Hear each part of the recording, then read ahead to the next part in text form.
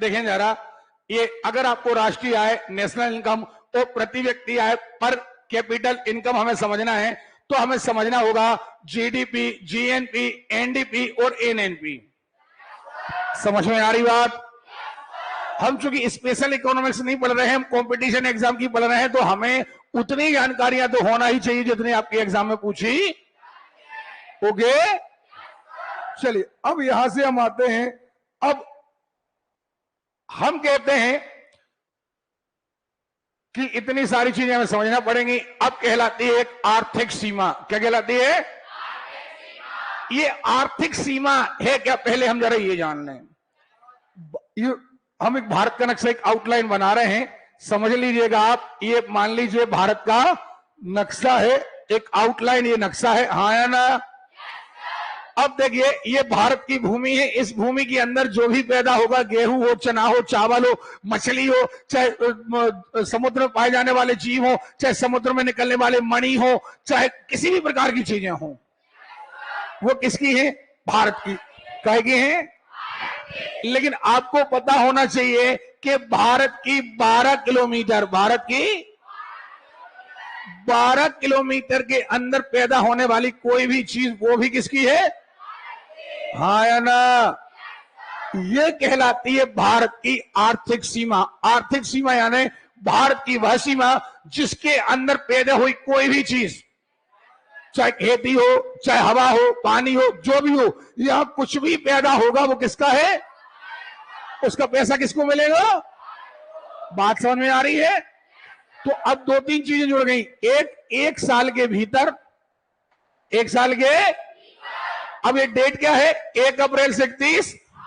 भारत की आर्थिक सीमा के अंदर पैदा हुई चीजें, इनका मौद्रिक मूल्य, इनको ही कहलाता है राष्ट्रीय आय। लेकिन अब थोड़ा राष्ट्रीय आय को और डीप जाना पड़ेगा आपको। नहीं आ रही बात समझ में? अब इसके बाद आएगा एक सकल घरेलू उत्पाद। क्या आएगा? देखें जरा, एक आता है सकल घरेलू उत्पाद, जिसे हम कहते हैं जीडीपी। क्या कहते हैं? अरे क्लियर है? देखना जरा, क्या है ये सकल घरेलू उत्पाद? ये है, ये आपका भारत है। क्या है? भारत यानी आपका घर। आपका घर, आपके घर का नाम क्या है? भारत। समझ में आ रही बात? अब ये भारत की सीमा के अंदर जो भी चीज पैदा हो, खेती हो, कपड़ा हो, बिस्किट हो, मोबाइल हो, कार हो, जितनी चीजें, लेकिन आप एक बात का अंदाजा लगाइए, हर चीज भारत की नहीं है। हर चीज भारत की। मान के चलिए एक जापान की कंपनी आई और इसने यहां मोबाइल बनाया। क्या बनाया? मोबाइल बनाया। तो उसने बनाया कहां? भारत में। बनाया कहां? लेकिन एक्चुअली वो पैसा कहां चला जाएगा? कहां चला जाएगा? नहीं चला जाएगा। एक कार बनाने वाली कंपनी आई, उसने प्लांट कहां लगाया? पैसा कहां जाएगा? बाहर नहीं जाएगा। जाएगा भाई, वो आदमी कहां का है? बाहर का। कंपनी कहां की है? नहीं आ रही बात समझ में? मान के चलिए एक सीमेंट फैक्ट्री है। क्या है? उसने अपनी सीमेंट फैक्ट्री भारत में लगाई। कहां लगाई? हमें सुनाई नहीं दे रहा है। उसने अपनी सीमेंट फैक्ट्री भारत में लगाई और भारत में उसने सीमेंट बनाया। लेकिन जब वो सीमेंट बिकेगा तो पैसा कहां जाएगा? नहीं जाएगा, क्योंकि फैक्ट्री कहां की है? बाहर की है। हाँ या ना? लेकिन फिर भी याद रखिएगा, इसका उल्टा भी होगा। भारत के कुछ लोगों ने अपनी कंपनी कहां खोल रखी है? बाहर। नहीं खोल रखी है। देखिए, यहां का एक आदमी अमेरिका गया है, यहां का भारत का एक आदमी कहां गया? उसने वहां अस्पताल खोल ली, या कंपनी खोल ली, या सीमेंट फैक्ट्री खोल ली, या कपड़े की फैक्ट्री खोल ली, तो वो पैसा कहां आएगा? भारत। हाँ या ना? लेकिन हमें इससे लेना देना हमें तो इतना लेना देना है कि भारत की सीमा के भीतर, भारत की सीमा के, हाँ या ना, कुल उत्पादन, चाहे वो विदेशियों का हो, चाहे वो भारत का हो, चाहे वो विदेशियों का हो, चाहे वो, इसे कहते हैं सकल घरेलू उत्पाद। क्या कहते हैं? पैदा हमारे घर में हुआ है। मान के चलिए 2 करोड़ के मोबाइल बने हैं, तो अभी तो सकल घरेलू उत्पाद में 2 करोड़ जुड़ेंगे। अगर हमारे किसी बाहर जाकर किसी आदमी ने पैसा कमाया है, वो अभी हम नहीं जोड़ेंगे। कहां कमाया आपने? सुनाई नहीं दिया? अब आगे बात समझ में नहीं आ रही? बात समझ में? हमारे घर में पैदा होने वाला मौद्रिक मूल्य, चाहे वो कृषि का हो, प्राथमिक क्षेत्र का हो, द्वितीयक का हो या तृतीयक का, हमारी देश की सीमा के अंदर पैदा होना, हम रजिस्टर में लिखते चलेंगे। हम तो नोट करेंगे, इतने लाख की खेती, इतने लाख की मछली, इतने लाख की बकरी, इतने लाख की गाय, इतने लाख के ट्रैक्टर, इतने लाख के ट्रक। हमें इससे लेना देना नहीं कि ये अमेरिका के हैं। कहां बने? भारत में। कहां बने? अभी कहां जुड़ेंगे? नहीं आ रही बात समझ में? ओके, बाहर हुई पैदावार को हम नहीं जोड़ेंगे, ना हम इसे घटाएंगे। हमारे भारत के अंदर कितना माल पैदा हुआ, इसकी वैल्यू निकालेंगे हम। सोना पैदा हुआ, कितने करोड़ का हुआ? हीरा पैदा हुआ, कितने करोड़ का हुआ? मोबाइल बनाए गए, कितने के बनाए गए? बिस्किट बनाए गए, कितने के बनाए गए? कपड़ा बनाया गया, कितने का बनाया गया? सुन रहे हो? कुल मिलाकर के भारत की प्रोडक्टिविटी क्या रही? नहीं आ रही बात समझ में? क्या आपको ये बात समझ में आ रही है? नहीं आ रही है? अब यहां पर अभी हमने कहा जीडीपी। क्या कहा हमने? अरे क्लियर है? अब यहां यदि हम एन लगा दें, नेट, तो नेट में क्या होगा? नेट में क्या होगा? यही है एक्चुअली राष्ट्रीय आय। इसमें अब क्या होगा? हम एक्चुअली काउंट करेंगे जीडीपी। क्या काउंट करेंगे? जीडीपी क्या है समझे आप? हमारी भारत की सीमा के अंदर कुल उत्पादन, चाहे प्राथमिक क्षेत्र का हो, द्वितीय का हो या, इसमें से हम क्या करेंगे? अगर कोई अमेरिका की कंपनी है तो उसका पैसा घटा देंगे। भैया तुमने 2 करोड़ के मोबाइल बनाए, 2 करोड़ अपने ले जाओ। नहीं आ रही बात समझ में? लेकिन अगर हमारी कोई कंपनी कहां है, कहां है, तो हम उसको जोड़ेंगे। नहीं आ रही बात समझ में? अपना पैसा बाहर से आए जोड़ो, दूसरे का पैसा बाहर जा रहा, क्या लग जाएगा? N, net domestic. क्लियर है? नहीं आ रही बात समझ में? अरे क्लियर है? आपको समझ में आई है? और यही है राष्ट्रीय आय, राष्ट्र की नेट आय, ये वाली एनडीपी। आपको बात समझ में आई है? हमें लग रहा अभी समझ में नहीं आया है। आपको समझ में आया है या नहीं आया है? क्या है भैया सकल घरेलू उत्पाद? क्या है बताओ आप? सीधी बात, जमीन आपकी है, मान के चलो दमोह को भारत मान लो। दमोह को क्या मान लो? अब दमोह के अंदर मोबाइल बन रहे, कपड़ा बन रहा, हो सकता है सागर की कोई कंपनी है, लेकिन अभी हम घटाएंगे नहीं। हमारा तो सीधा है कि हमारे दमोह की सीमा के अंदर बन रहा, तो हम तो जोड़ते चलेंगे। नहीं आ रही बात समझ में? इसे क्या कहेंगे? जीडीपी। क्या कहेंगे? अरे क्लियर है? क्या कहेंगे? कहेंगे कि नहीं कहेंगे? और अगर हम बाहर वाले की आय घटा दें और अपने वाले की आय बाहर से आकर के, ओके, देखें आप, देखना जरा, सभी उत्पादन इकाइयों द्वारा, अब सभी उत्पादन इकाइयां कौन है? प्राथमिक क्षेत्र, द्वितीय क्षेत्र और, हाँ ना, आर्थिक सीमा में देशी उत्पाद कहलाता है, चाहे वह निवासियों द्वारा किया गया हो या गैर निवासियों द्वारा, बस भारत की सीमा के अंदर पैदा होना चाहिए। नहीं आ रही बात समझ में?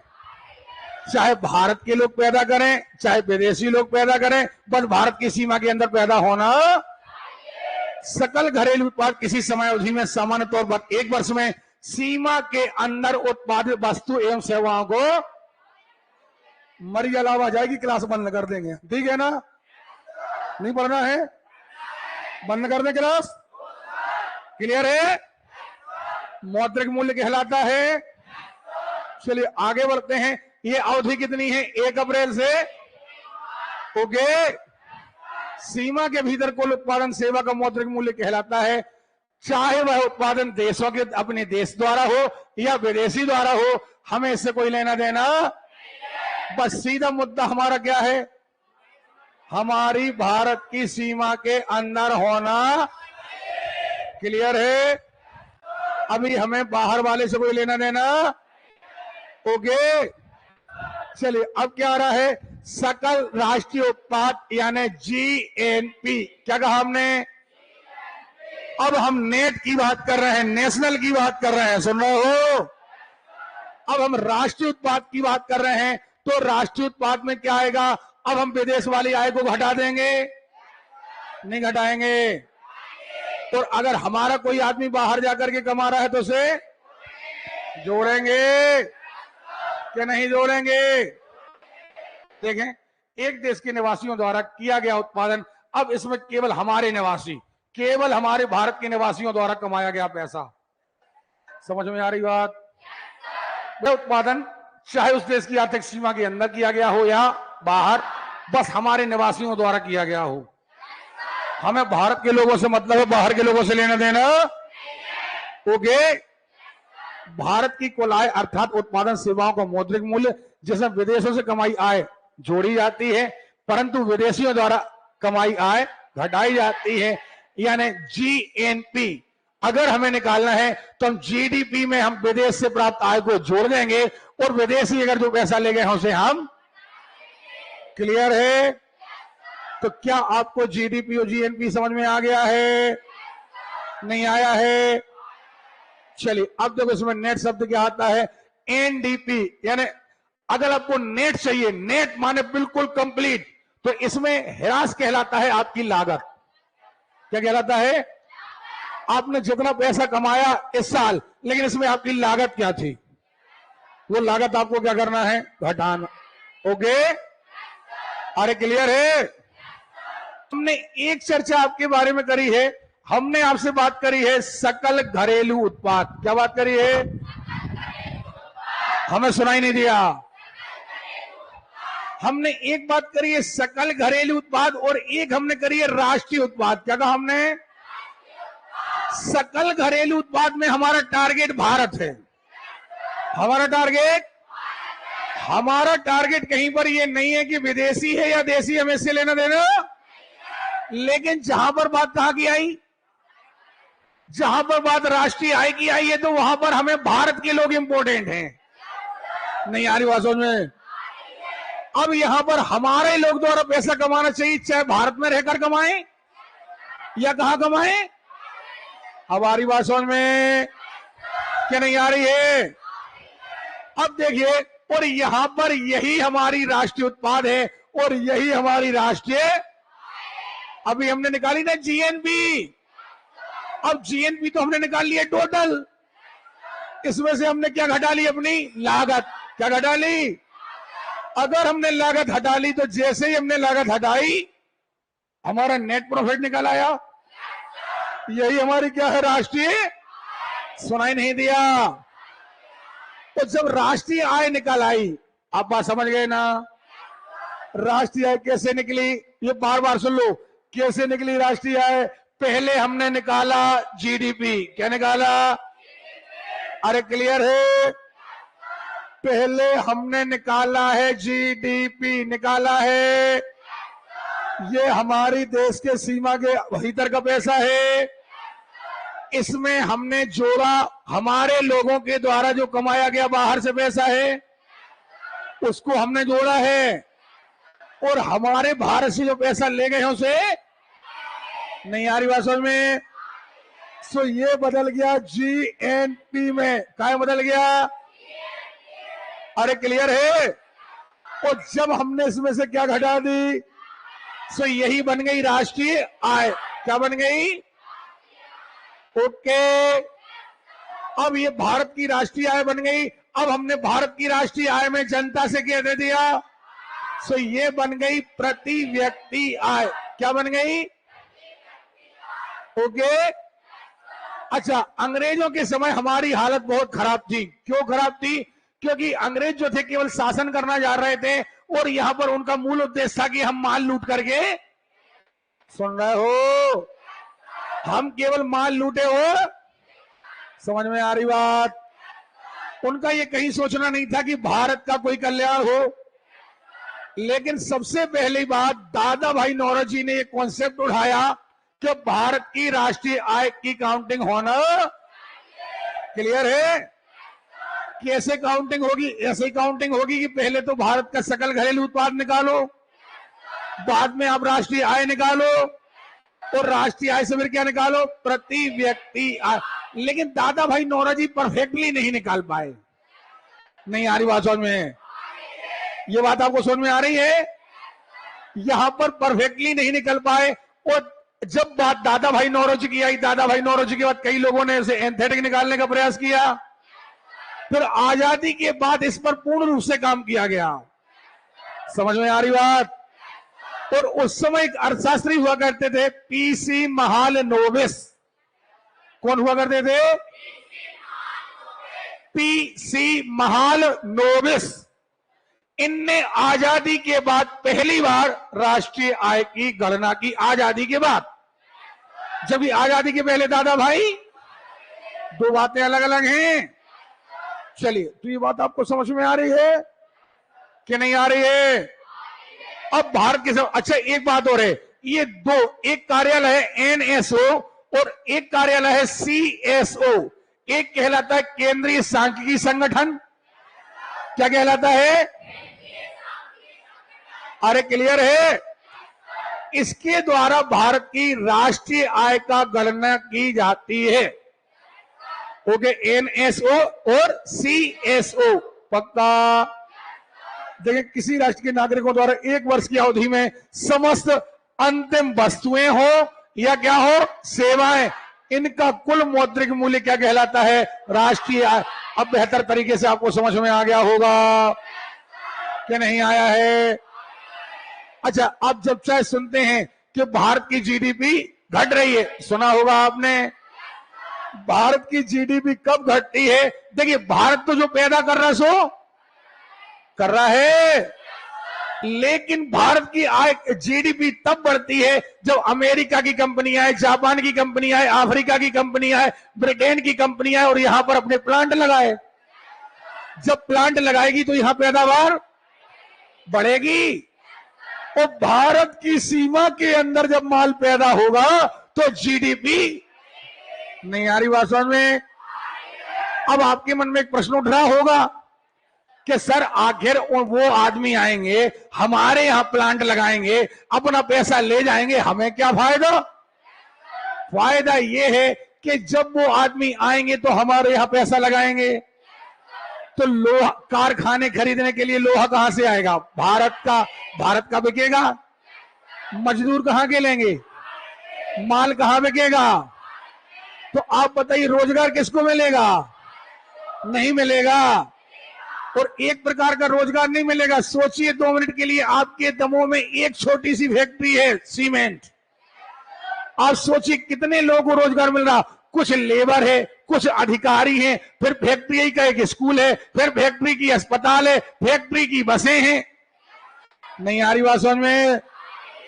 यानी एक प्लांट केवल एक प्रकार का रोजगार नहीं देता, कई प्रकार के लोगों को, कुछ को डायरेक्टली, कुछ को इनडायरेक्टली। अब वहां ट्रक खड़े रहते हैं, माल लोड होना है, लोड करने के लिए मजदूर चाहिए, ट्रक खड़े हैं, कई लोगों के ट्रक चल रहे हैं, फिर ट्रक वालों के लिए ड्राइवर चाहिए, तो ड्राइवर ही लोगों के लिए रोजगार मिल रहा है?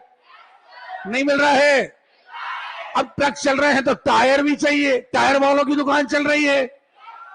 यानी कुछ डायरेक्ट, कुछ, अब ट्रक चल रहे हैं तो ट्रक बिगड़ भी रहे हैं, तो फिर मिस्त्री भी चाहिए। नहीं आ रही बात समझ में?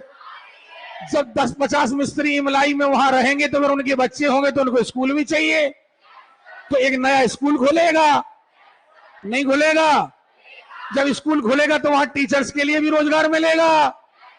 यानी एक प्लांट लगने से कितनी सारी चीजें बढ़ जाती हैं। तो यही जीडीपी का मामला है। समझ में आ रही बात? अब जीडीपी बढ़ती कब है? जीडीपी बढ़ती तब है जब विदेशी लोग आप पर भरोसा करते हैं।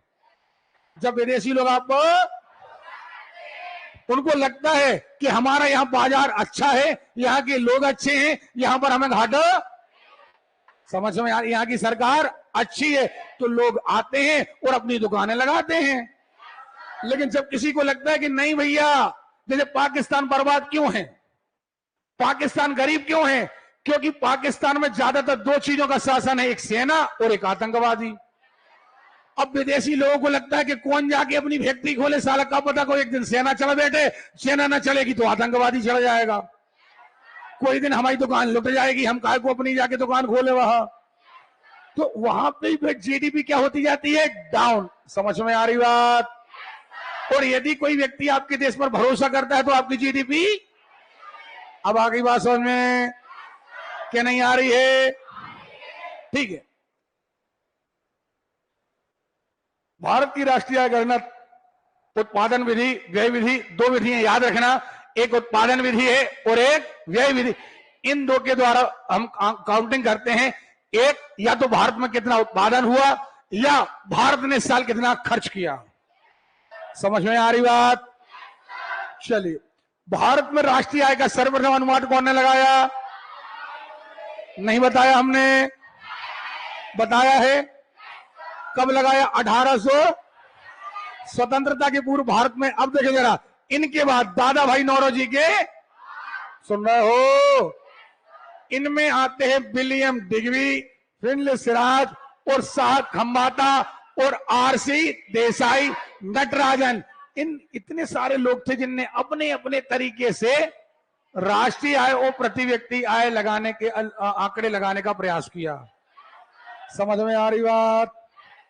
चलिए, अब देखें, स्वतंत्रता के पूर्व एक वैज्ञानिक अनुमान प्रस्तुत किया गया। देखें जरा, KRV राव द्वारा। कौन के द्वारा? Very very most important question. अभी तक बहुत सारे लोगों का नाम आया, यहां तक कि सबसे पहले नाम आया दादा भाई, कौन का नाम आया? दादा भाई नौरोजी का नाम आया। इनने सबसे पहले प्रयास किया, अंग्रेजों से कहा कि आप क्या करो, अनुमान लगाओ। सुन रहे हो? लेकिन जब अंग्रेजों ने अनुमान नहीं लगाया तो इनने खुद प्रयास किया, लेकिन इनका आंकड़ा उतना स्पष्ट नहीं आया। फिर देखो, इतने सारे नाम आए हैं ना, सिराज आया है, शाह आया है, देसाई आया है, नटराजन आया है। इनने भी प्रयास किए, लेकिन इनके भी आंकड़े उतने सही। पहली बार सही वैज्ञानिक आंकड़ा किसने निकाला? KRV राव। क्या नाम आया? शुरू से नाम पढ़े तो VKRV राव। सुन रहे हो? ये नाम आप याद रखेंगे। इनके द्वारा स्वतंत्रता के पहले, कब की बात कर रहे हैं यार? मजा नहीं आ रहा यार। और अगर स्वतंत्रता के बाद की जाए तो अभी हमने एक नाम बताया था स्वतंत्रता के बाद, PC महालनोबिस। क्या कहा? ओके, देखें, मजा आएगा आपको पढ़ने में यदि आप अच्छे से इंटरेस्ट लेंगे। स्वतंत्रता के पश्चात राष्ट्रीय आय की गणना 1949 में। कब की? कौन ने आंकड़ा दिया? PC महालनोबिस। हाँ या ना? एक्चुअली इनके साथ 3-4 लोग थे और ये पूरी एक कमेटी थी, लेकिन अध्यक्ष कौन थे? PC महाल। इसलिए नाम कौन का हुआ? PC महाल। ओके। जबकि इनके साथ और भी लोग थे, 3 सदस्य थे। DR गाडगिल, कौन थे?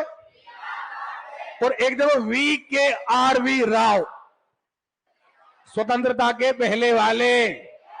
स्वतंत्रता के, क्लियर है? अभी भी आपको समझ में नहीं आया? आया कि नहीं आया है? रिमोट कहां गया यार यहां का? तो काउंटर पर रिमोट है क्या?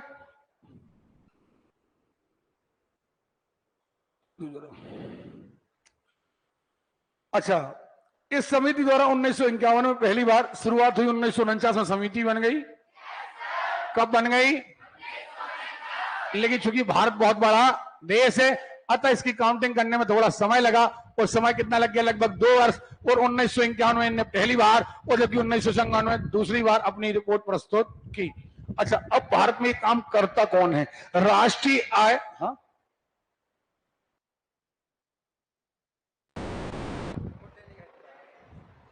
मिल गया। वर्तमान में राष्ट्रीय आय की गणना करता कौन है? समझ में आ रही बात? तो इसके हमने 2 कार्यालय बताए थे। एक क्या कहा था? NSO और CSO। क्या कहा हमने? अरे क्लियर है? इसी का नाम है राष्ट्रीय सांख्यिकी संगठन और एक कार्यालय का नाम है केंद्रीय सांख्यिकी संगठन। क्या? अरे क्लियर है? चलिए, इस संगठन की स्थापना हुई थी 2 मई 1951। आवाज नहीं आ रही है? अब कैसे इस कहानी को याद रखोगे? जरा सुने जरा ध्यान से, कैसे इस कहानी को याद रखोगे? सबसे पहली बात, किसी देश की समृद्धि का आपको पता लगाना है तो आपको प्रति व्यक्ति आय पता करना पड़ेगी। लेकिन प्रति व्यक्ति आय ऐसे ही नहीं आएगी। प्रति व्यक्ति आय पता करना है तो क्या पता करना पड़ेगा? राष्ट्रीय आय। क्या पता करना पड़ेगा? राष्ट्रीय आय भी ऐसे ही नहीं आ जाएगी। आपको सकल घरेलू उत्पाद पता चलेगा, फिर उसमें आप अपने लोगों का प्लस करोगे, बाहर वाले को, हाँ या ना? तो आपके पास क्या आएगा? सुनाई नहीं दिया? सुनो जरा, बाहर देखो। ठीक है, राष्ट्रीय आय आएगी। क्लियर है? अब राष्ट्रीय आय आएगी तो आप क्या करोगे? जनता का भाग दोगे? नहीं दोगे? तो जनता का भाग दोगे तो क्या आएगा? प्रति व्यक्ति आय आएगी। अब प्रति व्यक्ति आय आएगी तो अब प्रश्न उठता है कि प्रति व्यक्ति आय के बारे में कौन कौन से कॉन्सेप्ट क्लियर हैं? पहली बात, दादा भाई नौरोजी ने 1800, हाँ या ना, मैं पहली बार कॉन्सेप्ट उठाया कि राष्ट्रीय आय की गणना होना, राष्ट्रीय आय और प्रति व्यक्ति आय दोनों के बारे में दादा भाई नौरोजी ने कहा। दादा भाई नौरोजी के बाद 4-5 लोग और थे, उनने किया, लेकिन वैज्ञानिक तर्क नहीं आ पाया। फिर एक राव आए, VK राव, इनने पहली बार वैज्ञानिक तरीके से आंकड़ा दिया, हाँ या ना? लेकिन ये राव साहब थे आजादी के पहले। अब प्रश्न उठता है कि आजादी के बाद, तो आजादी के बाद की बात आती है PC महालनोबिस। क्या? कब की बात है ये? 1949 में इनने काम शुरू किया, हाँ या ना? PC महालनोबिस अध्यक्ष थे, गाडगिल और राव इसके सदस्य थे, और इनने काम चालू किया। 2 साल काम में लग गए। 51 में आकर इनकी रिपोर्ट आ गई। नहीं आ रही बात समझ में? अब प्रश्न उठता है कि भैया इस बार तो 3 लोगों ने काम कर दिया, इस बार तो 3 लोगों ने काम, लेकिन भैया अब ये तो हर साल चाहिए, क्या नहीं चाहिए? तो अब प्रश्न उठता है कि हर साल ये काम कौन करेगा? तो एक कार्यालय बनाया गया। 1951 में क्या बनाया गया? NSO और CSO। क्या नाम से? अरे क्लियर है? तो इस कार्यालय की स्थापना हो गई। CSO द्वारा राष्ट्रीय आय, संबंधित राष्ट्रीय आय के 3 आयामों पर प्रकाश डाला जाता है। अब इस पर आपको ज्यादा बहस करने की आवश्यकता नहीं है। मुद्दे की बात पर आगे कहा प्रति व्यक्ति आय। क्या पर आगे समझाने की आवश्यकता है क्या? देखें जरा, राष्ट्रीय आय में उस देश की जनसंख्या से भाग देने पर क्या आता है? और भैया प्रति व्यक्ति आय ही किसी देश की समृद्धि का मूल सूचक है। नहीं आ रही बात समझ में? अब प्रति व्यक्ति आय डिपेंड काय पर है? राष्ट्रीय आय पर। राष्ट्रीय आय का डिपेंड है GDP पर। काय पर नहीं है? अब समझ में आ गया ना? आशा है बेहतर समझ में आया होगा। आगे बढ़ते हैं। राष्ट्रीय आय में देश की कुल जनसंख्या के भाग देने वाला जो भाग फैलाता है प्रति व्यक्ति आय कहलाता है। प्रति व्यक्ति आय का आकलन राष्ट्रीय आय बटे देश की कुल जनसंख्या, हाँ या ना? किसी राष्ट्र के विकास का स्तर जानने का सबसे अच्छा तरीका प्रति व्यक्ति आय है। और अगर भारत में देखा जाए तो सबसे अच्छी प्रति व्यक्ति आय कहां की है? आवाज नहीं आ रही है? क्यों? क्योंकि गोवा में आय के साधन ज्यादा हैं बल्कि जनता कम है। हाँ या ना? यही देखा जाए सबसे कम कहां की है? बिहार। क्योंकि बिहार में खनिज वगैरह ज्यादा है नहीं, इनकम कम है, बेरोजगारी ज्यादा है, इनकम है वो जनता उससे ज्यादा है। सुन रहे हो? तो क्या आपको ये बात समझ में आ गई है? कितने लोग कहते हैं कि सर ये क्लियर है, राष्ट्रीय आय प्रति व्यक्ति आय नहीं है? क्लियर नहीं है? एंगल का सिद्धांत, परिवार की आय बढ़ने पर उसके खाने पीने की वस्तुओं पर खर्च का प्रतिशत कम होता जाता है। कोई बताएगा ये क्यों कहा? गरीब व्यक्ति गरीब क्यों होता है और अमीर व्यक्ति अमीर क्यों होता है? बताओ।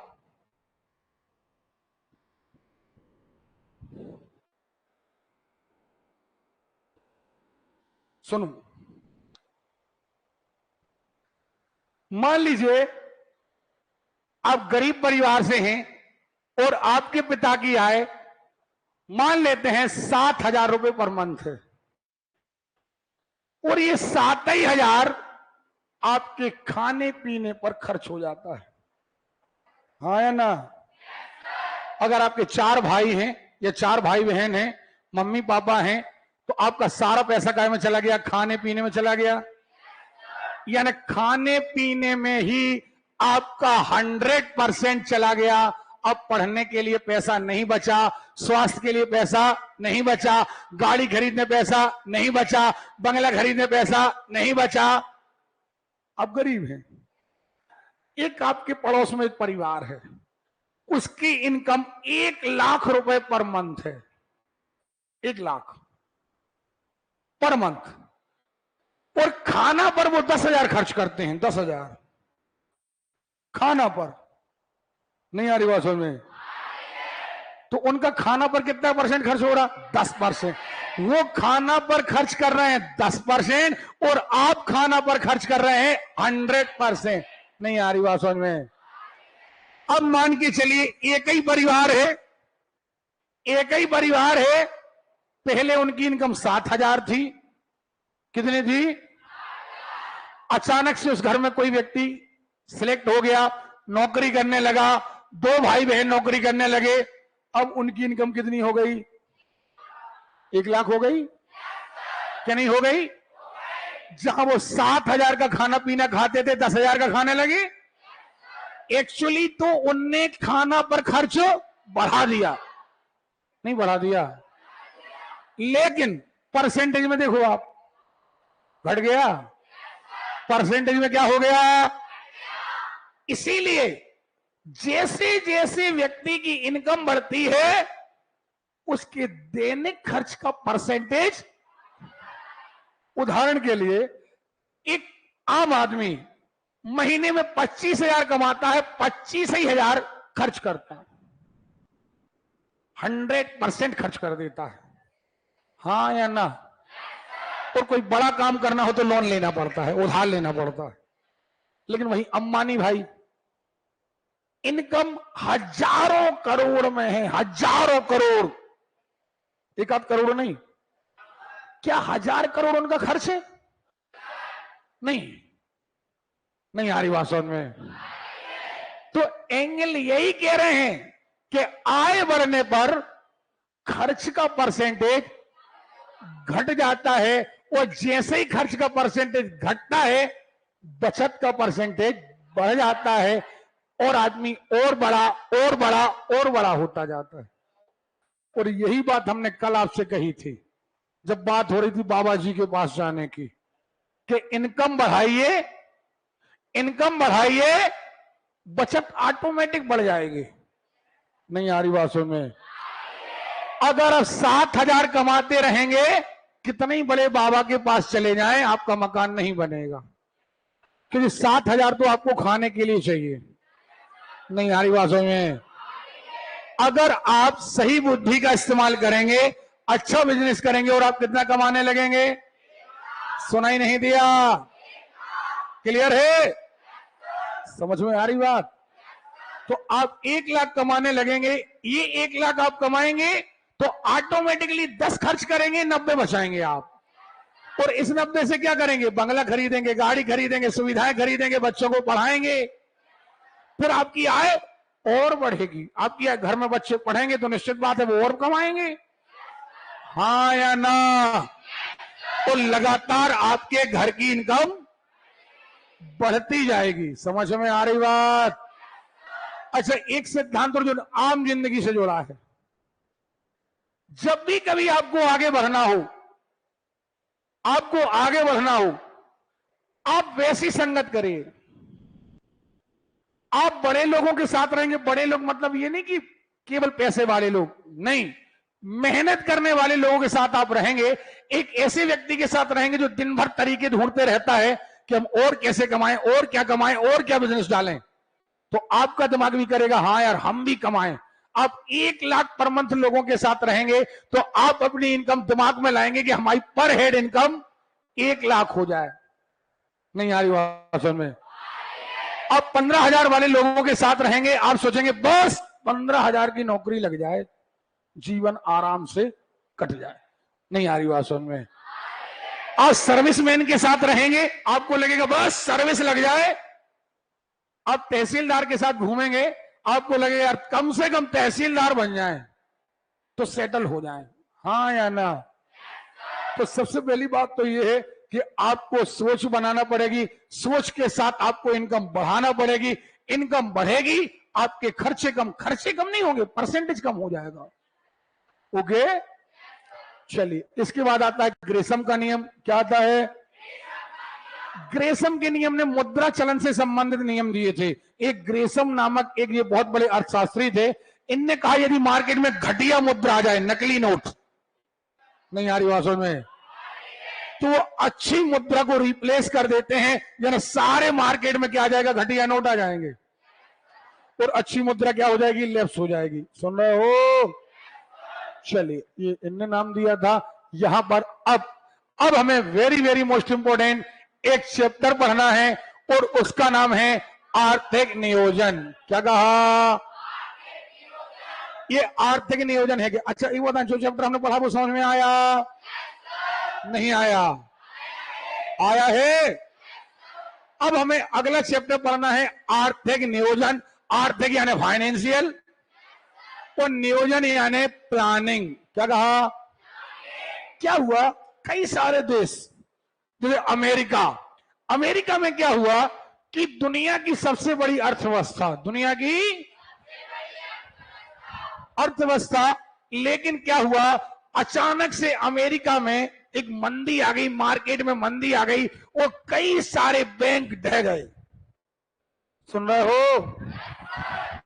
अमेरिका को देख करके सारी दुनिया ने, और अमेरिका के टक्कर का था रूस। कौन था? अच्छा ये बात समझ में आ गई। आपने मोहल्ले में देखा होगा कई परिवार अचानक से पैसा कमाते हैं लेकिन अचानक से ढह जाते हैं। क्या है? क्योंकि वो प्लान नहीं करते, कभी भविष्य का प्लान नहीं बनाते। वो क्या करते हैं? पैसा लाते हैं, अलमारी में ठूंसते हैं, अचानक से नोटबंदी हो गई, सारा नोट कचरा हो गया। नहीं आ रही बात समझ में? या कोई बीमार हो गया, सारा पैसा बीमारी में लग गया, या कोई घाटा लग गया। अब मान के चलो आपके गांव में बाढ़ आ गई, तुम 2 करोड़ रखे थे अलमारी में, 2 करोड़, लेकिन गांव में बाढ़ आ गई, घर ही बह गया, अलमारी तो छोड़ो। अब तुम क्या हो गए? सड़क पे आ गए। अभी कल तक तुम्हें घमंड था कितने रुपया है? 2 करोड़। कितने है?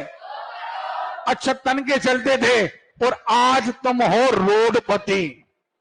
कारण ये कि तुमने प्लानिंग नहीं करी, वही तुमने इन्वेस्टमेंट किया होता।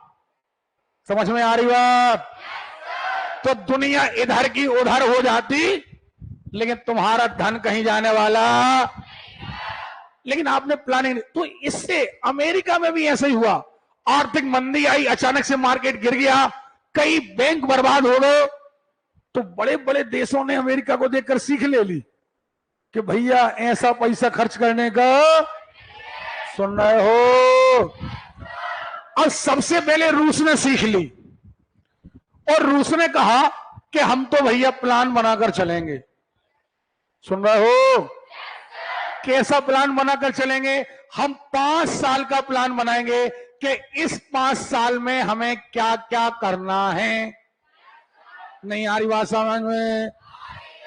आ रही है? देखें क्या हुआ, प्लान बनाया गया कि हमें इन 5 सालों में 5 साल मान के चलो 1950 से 1955 मान लेते हैं। हमारे देश में क्या नहीं है, अगर खेती कम है तो हमें सबसे पहले क्या बढ़ाना है? खेती, हाँ है ना? तो हमें सब सारा पैसा कहां लगाना है? खेती में। हमें बांध बनाना है, नहरें बनाना है, ट्रैक्टर बनाना है, खाद लाना है, अच्छा बीज लाना है, किसानों को लोन देना है। नहीं आ रही बात में? जिससे हमारी क्या बढ़ जाए? खेती बढ़ जाए। अब मान के चलो खेती बढ़ गई, अब कहा नहीं है? बोले हमारे यहाँ बाजार नहीं है, हमारे यहाँ कारखाने नहीं है, दुकानें, सुन रहे हो?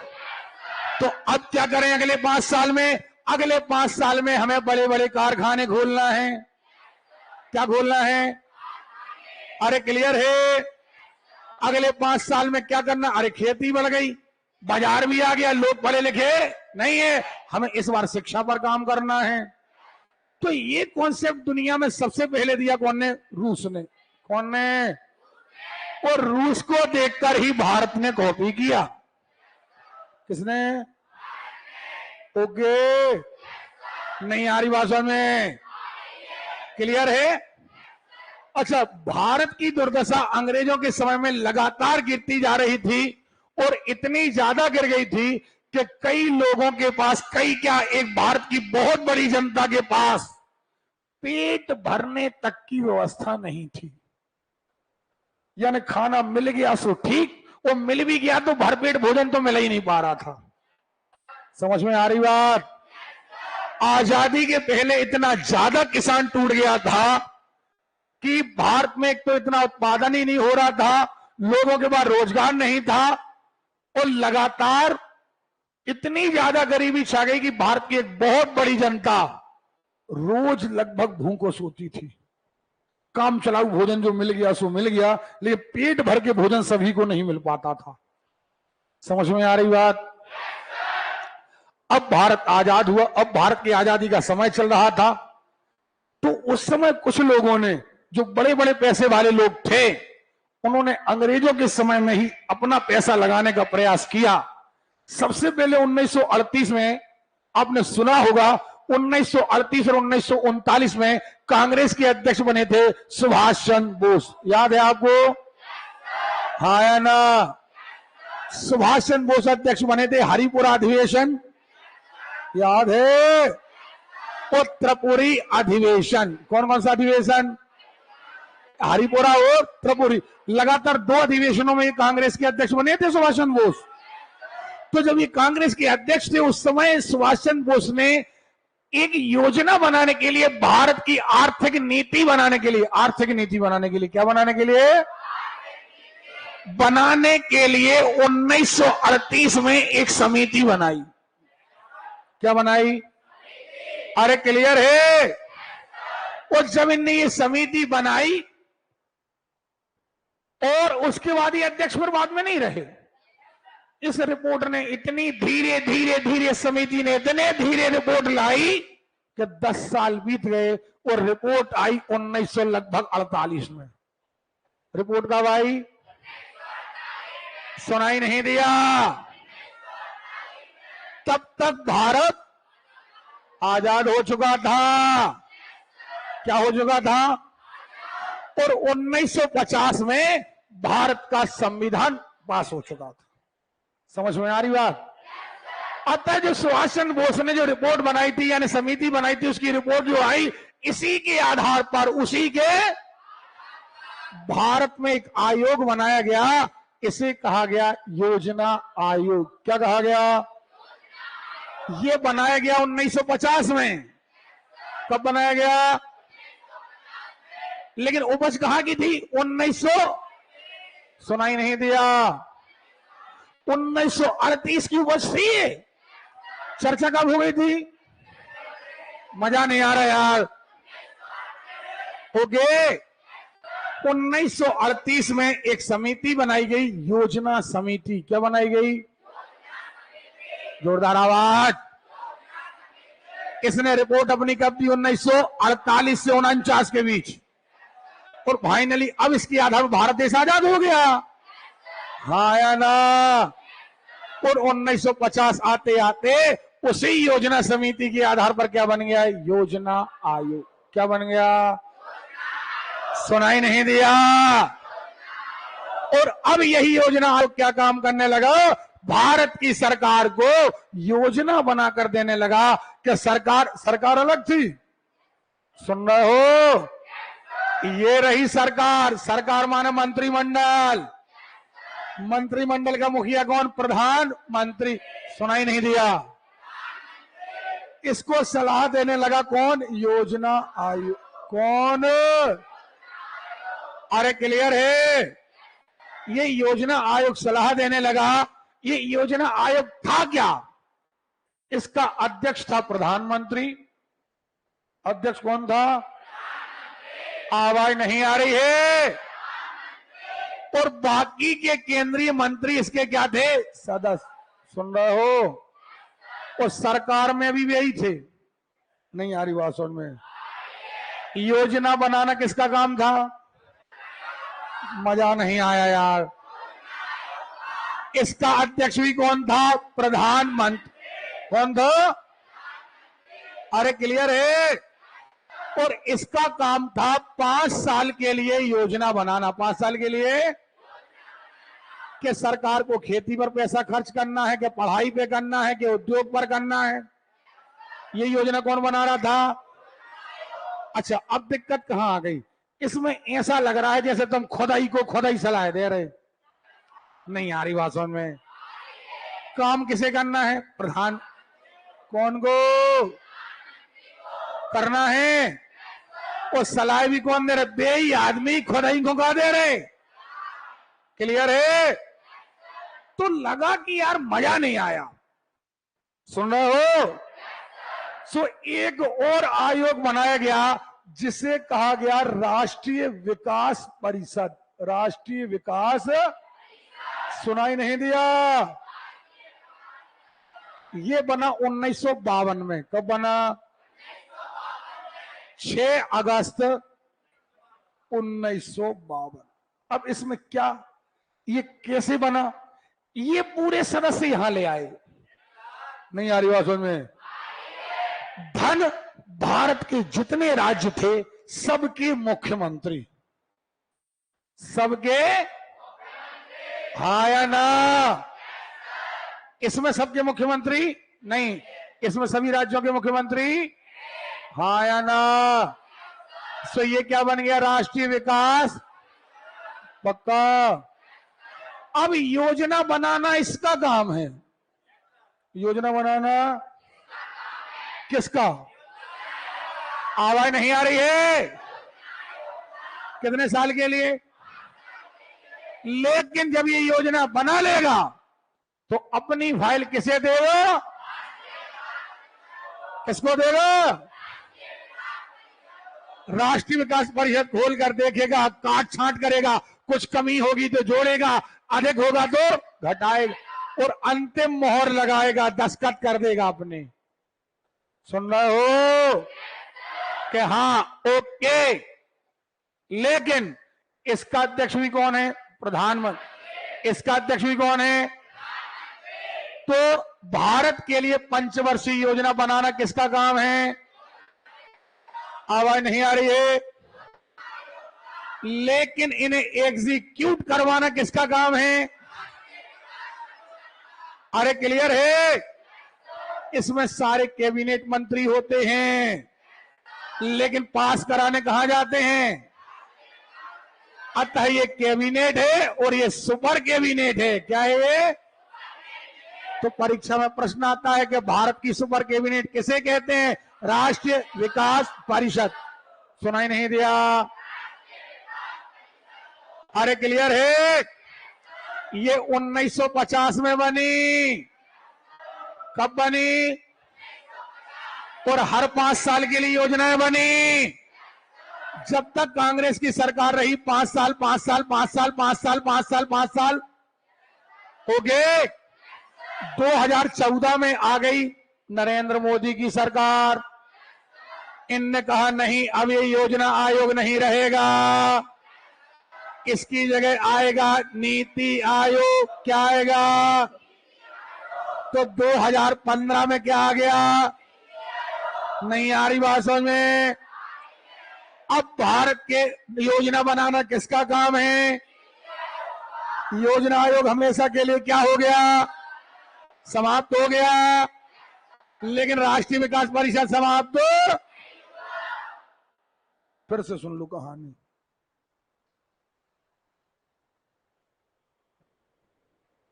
फिर से सुन लो। क्या हो गया? कुछ गुम गया? ढूंढ सा रहे हो। 1938 में चर्चा हुई कि एक समिति बनाओ। हुई। रिपोर्ट आई 1949, 48-49। अब रिपोर्ट आई तो 15 मार्च 1950। 15 मार्च। अरे क्लियर है? को बनाया गया योजना आयोग। क्या बनाया गया भाई? सुनाई नहीं दिया? इसका अध्यक्ष कौन होता है? आवाज नहीं आ रही है। और उस समय भारत के प्रधानमंत्री थे पंडित जवाहरलाल। अतः भारत के पहले योजना आयोग के अध्यक्ष। अरे क्लियर है? नहीं आ रही भाषा में? इसका काम क्या था? भारत के लिए पंचवर्षीय योजना। अरे क्लियर है? बाद में महसूस हुआ कि जम नहीं रहा है कि सरकार इन्हीं को चलाना है, वो सलाह भी। हाँ या ना? 1952 6 अगस्त 1900 को एक नया आयोग बनाया गया, राष्ट्रीय विकास परिषद। क्या बनाया गया? जितने सदस्य इतने इसमें थे उतने ही सदस्य इसमें आ गए। अध्यक्ष भी कौन रहा? प्रधानमंत्री। और साथ में हर राज्य के मुख्यमंत्री को शामिल किया गया। इसे कहा गया राष्ट्रीय कहा गया राष्ट्रीय विकास परिषद कहा गया। इसने योजनाओं को बनाया। अंतिम मोहर कौन ने लगाई? अरे क्लियर है? नहीं आ रही भाषा में? लेकिन एक कहानी रह गई।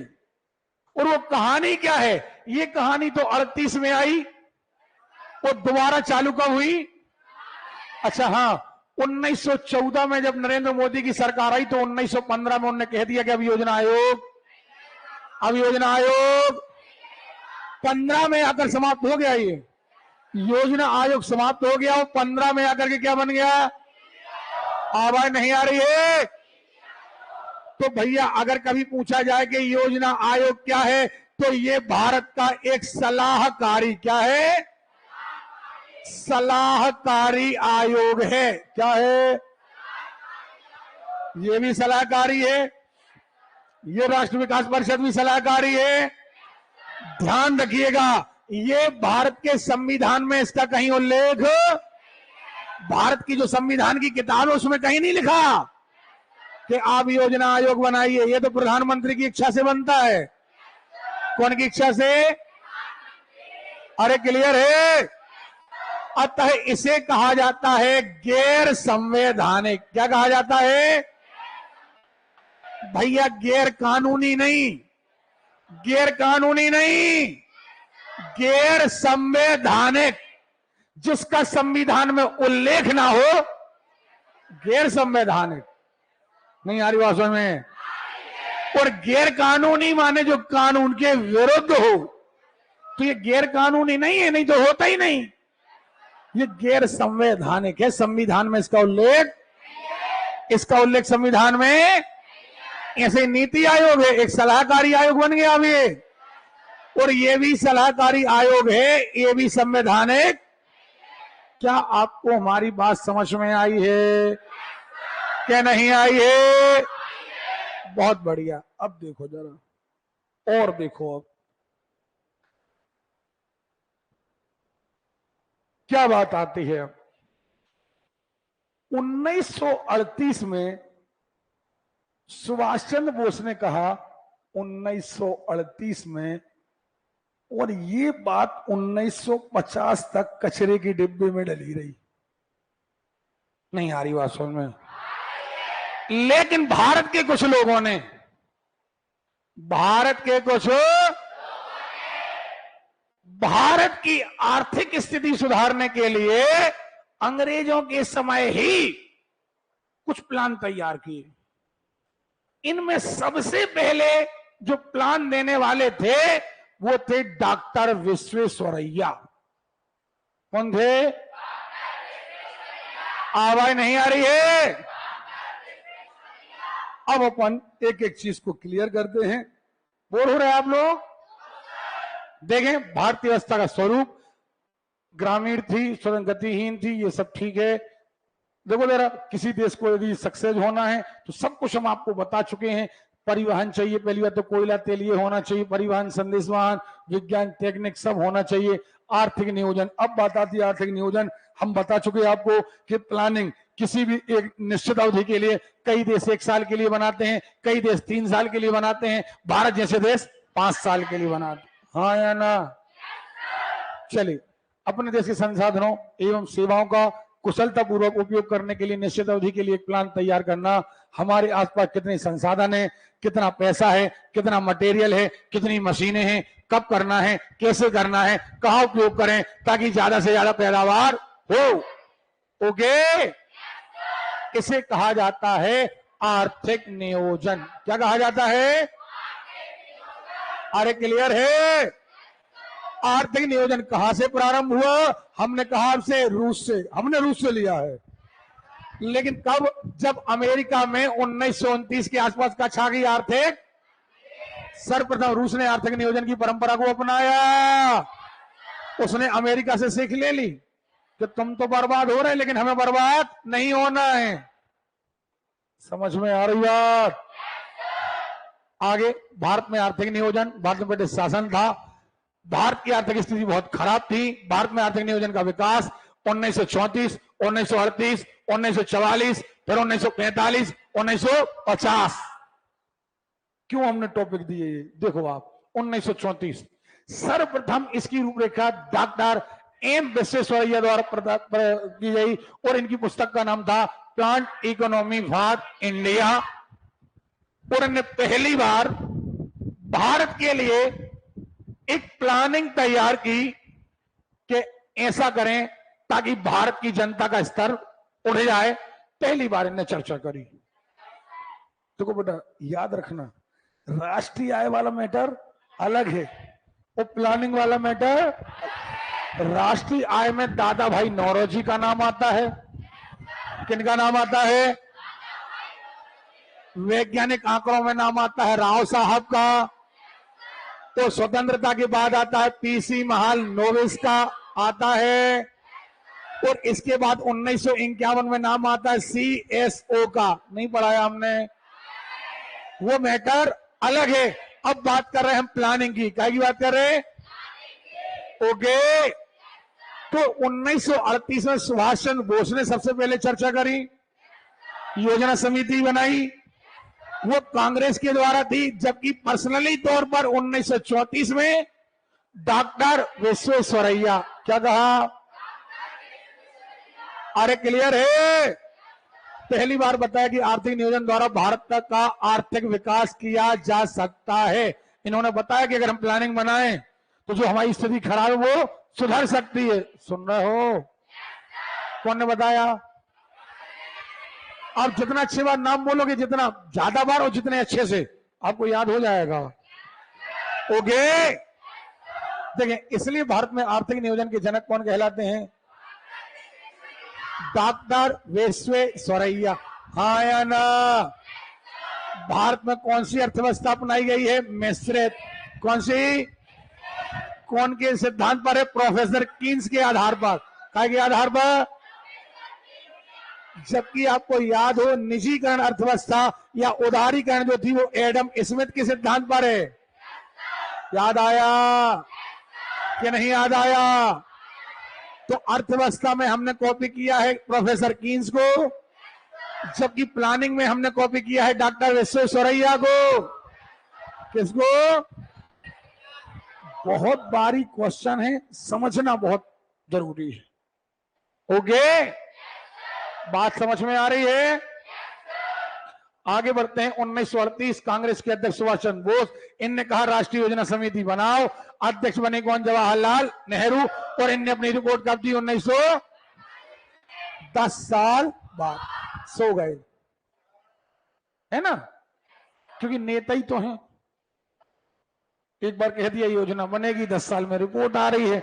चलिए इसको छोड़िए। 1944, अब 1944 जब आया तो भारत में सबसे ज्यादा पैसा था मुंबई में, और आज भी है, हाँ या ना? तो भारत में मुंबई के 8 बड़े बड़े उद्योगपतियों ने कहा कि हमारा पैसा लगाओ। सुन रहे हो? हमारा पैसा लगाओ और भारत की स्थिति सुधारने के लिए 10 वर्ष का एक प्लान बनाओ। नहीं आ रही बात समझ में? कितने उद्योगपति थे? कितने थे? बात कब की है? 1900 कब की है? इन्होंने पर्सनल पैसा लगाया, प्राइवेट, क्योंकि सरकार कौन की थी? अंग्रेजों की। और अंग्रेज सरकार तो भारत का अच्छा चाहती नहीं थी, तो वो क्यों पैसा लगाएगी?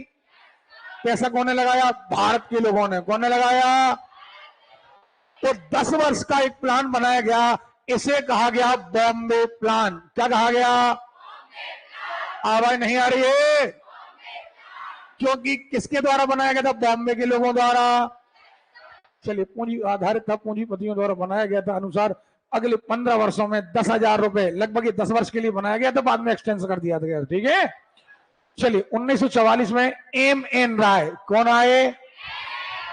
आवाज नहीं आ रही है? 1944 में 2 लोग, एक तरफ बॉम्बे प्लान, क्या, और एक तरफ एम एन राय, क्या, द्वारा जनवादी योजना, जन योजना। सुन रहे हो? कौन सी योजना? अरे क्लियर है? इसलिए दोनों ही योजनाओं को प्रयोग में नहीं लाया गया। बॉम्बे प्लान भी फेल हो गया और जनवादी योजना भी, हाँ या ना? और अब फाइनली क्या आ गया? हमें आवाज नहीं आ रही है? अब आ गए श्री मन्ना राय। कौन आ गए? और इनने एक योजना दी, गांधीवादी योजना। कौन सी योजना? अब कहा गया कोई योजना सफल नहीं रही। क्यों? क्योंकि ये कहते थे, अंग्रेज मानते ही नहीं थे। नहीं आ रही बात समझ में? फिर सुन लो, बहुत अच्छे से सुन लो। 1934 में आर्थिक नियोजन माने प्लानिंग करने के लिए सबसे पहले आए डॉक्टर विश्वेश्वरैया। कौन आए? विश्वेश्वरैया ने कहा कि 10 वर्ष का प्लान बनाओ। उनकी बात को भी मानना नहीं गया। 1938 आए, कांग्रेस ने बनाई योजना समिति, उसकी रिपोर्ट 1948 में आई। फिर आया 1944, 8 उद्योगपतियों ने कहा कि हमारा पैसा लगाओ, बॉम्बे प्लान। अरे बोलो यार, ओके। और उसी समय कौन? एम एन राय। एम एन राय ने दी जनवादी, बोलो यार, ओके। वो भी सक्सेस नहीं रही। 45 में आ गई गांधीवादी योजना, वो भी सक्सेस नहीं रही। और फाइनली आ गए 1950 में आए तो बन गया योजना आयोग। लेकिन उसके पहले जयप्रकाश नारायण द्वारा गांधीवादी योजना पर आधारित सर्वोदय योजना दी गई। अब आ गई योजना आयोग पर। पता है आपको, रूस से प्रभावित होकर बताया हमने 15 मार्च 1900, नहीं बताया? अध्यक्ष कौन है? पहले अध्यक्ष, पहले उपाध्यक्ष। सुनो, इसका उपाध्यक्ष प्रधानमंत्री द्वारा बनाया जाता है। उपाध्यक्ष किसके द्वारा? तो पहले उपाध्यक्ष बने थे गुलजारी लाल नंदा। कौन? चलिए, गैर संवैधानिक संस्था है, कैसी है? सलाहकार। इसका कार्य का है पंचवर्षीय योजना बना, हाँ या ना? बाद में इस संस्था में केंद्रीय प्रभुत्व, अतः सरकारों की सहमति प्राप्त करने के लिए नई संस्था बनाई गई, राष्ट्रीय विकास परिषद, नेशनल डेवलपमेंट कमीशन। क्या बनाया गया? अरे क्लियर है? नहीं बढ़ाया। कब बनाया गया? 6 अगस्त 1952। कब? अरे क्लियर है? चलिए, प्रधानमंत्री अध्यक्ष हैं। प्रधानमंत्री क्या हैं? अध्यक्ष हैं। उपाध्यक्ष प्रधानमंत्री द्वारा बनाया जाता है। सभी योजनाएं के सभी सदस्य ले लिए गए और साथ में ले लिए गए सारे मुख्यमंत्री। इसका काम क्या है? पंचवर्षीय योजना का अंतिम मोहर लगाना। नहीं आ रही बात समझ में? योजना बनाएगा योजना आयोग, पास कौन करेगा? इसलिए इसे क्या कहा गया है? Super cabinet. क्या कहा गया है? पक्का योजना बनाना, योजना आयोग अंतिम मोहर लगाना, राष्ट्रीय विकास परिषद। अब 2017 तक योजना आयोग समाप्त कर दिया गया। याद रखना, चूंकि योजना पंचवर्षीय योजना की लिमिट बची थी 2012 से 2017, इसमें आपको डाउट आएगा। सुनो हमारी बात, सुनो। 12 से लेकर 17 तक एक पंचवर्षीय योजना चलना थी। 2014 में आ गई नरेंद्र मोदी की सरकार और 1 जनवरी 2015, 1 जनवरी को बना दिया गया नीति आयोग। क्या बना दिया गया? अरे क्लियर है? ये नीति आयोग कब बन गया? सुनाई नहीं दिया? 2015 में, 1 जनवरी 2000। लेकिन ये इंतजार कब का करने लगा? 2017 का। क्यों इंतजार करने लगा? क्योंकि अभी एक पंचवर्षीय योजना चल रही थी, तो चलती योजना को बीच में नहीं रोकना था, अतः इंतजार कब का करने लगा? ये 2000। और जैसे ही ये योजना खत्म हुई, ये थी 12वीं, कौन सी थी? और इसके खत्म होते ही अब नीति आयोग एग्जीक्यूट हो गया और नीति आयोग ने पंचवर्षीय योजनाएं बनाना बंद कर दी। अब 1 ईयर के लिए प्लान बनाने लगे। नहीं आ रही बात समझ में? तो अब भारत में अब तक कुल कितनी पंचवर्षीय योजनाएं आई? 12। कब समाप्त हो गई? सुनाई नहीं दिया? शुरू हुई थी 1951 में। कब शुरू हुई थी? समाप्त कब हो गई? 2000। और नीति आयोग कब बना? 2000।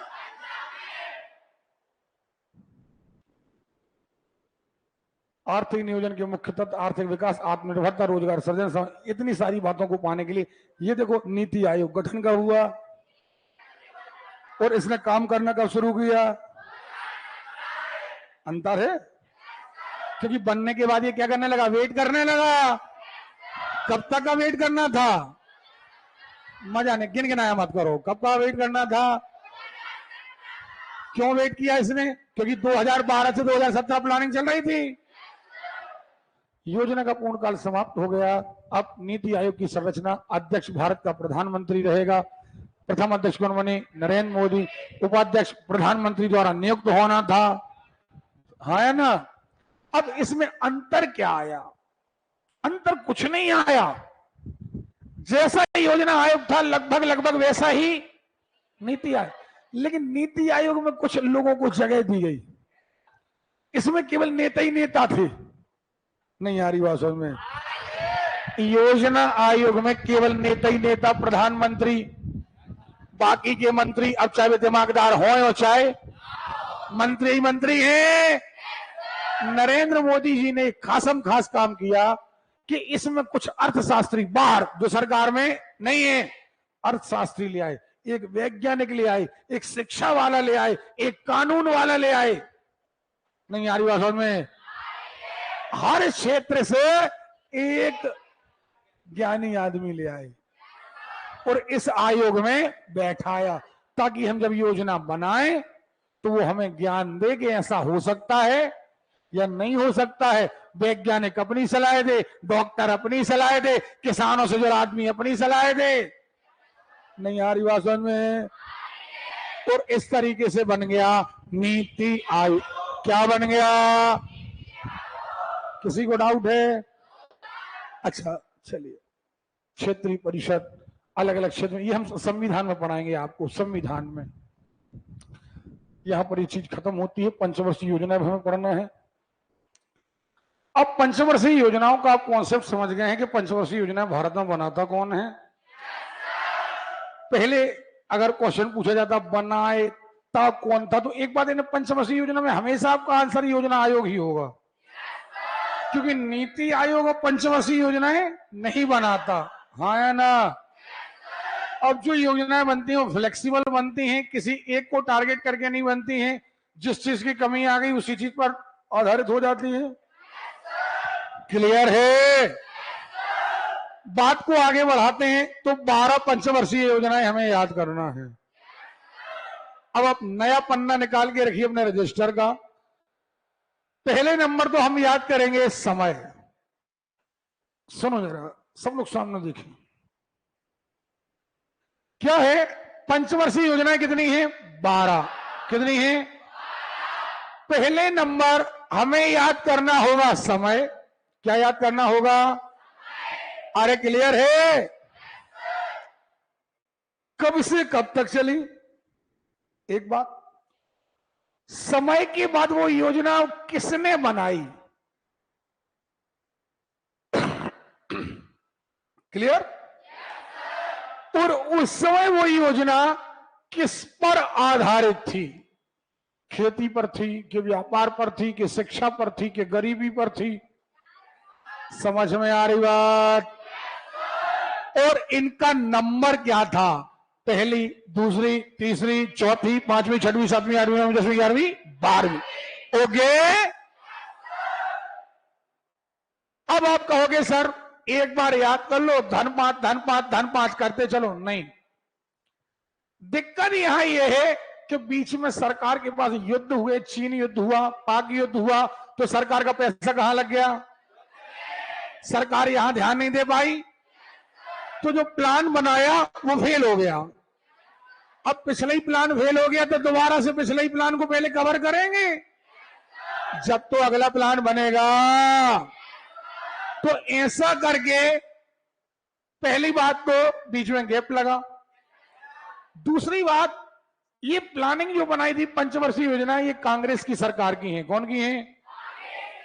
इन्हें जनता दल और बीजेपी की सरकार ने लाइक नहीं किया, इसलिए बीच बीच में जब भी जनता दल की सरकार आई उसने इन्हें खारिज करने का प्रयास किया।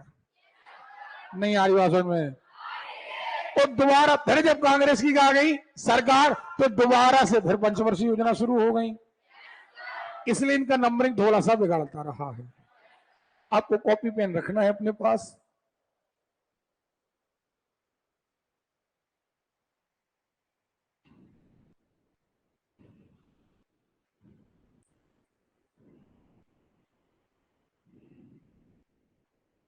देखो आप,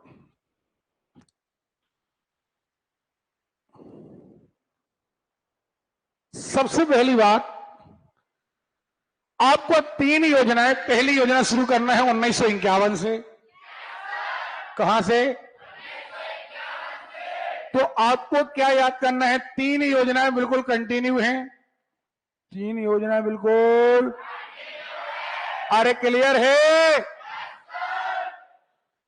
एक है 1951 से 5 साल जोड़ दो 1956। हाँ या ना? अब कोई कहे तारीख और बताओ, तो तारीख हमेशा 1 अप्रैल से। कहां से? शुरू होगी 1 अप्रैल से और अंत होगा 31 मार्च। नहीं आ रही बात समझ में? आ रही है?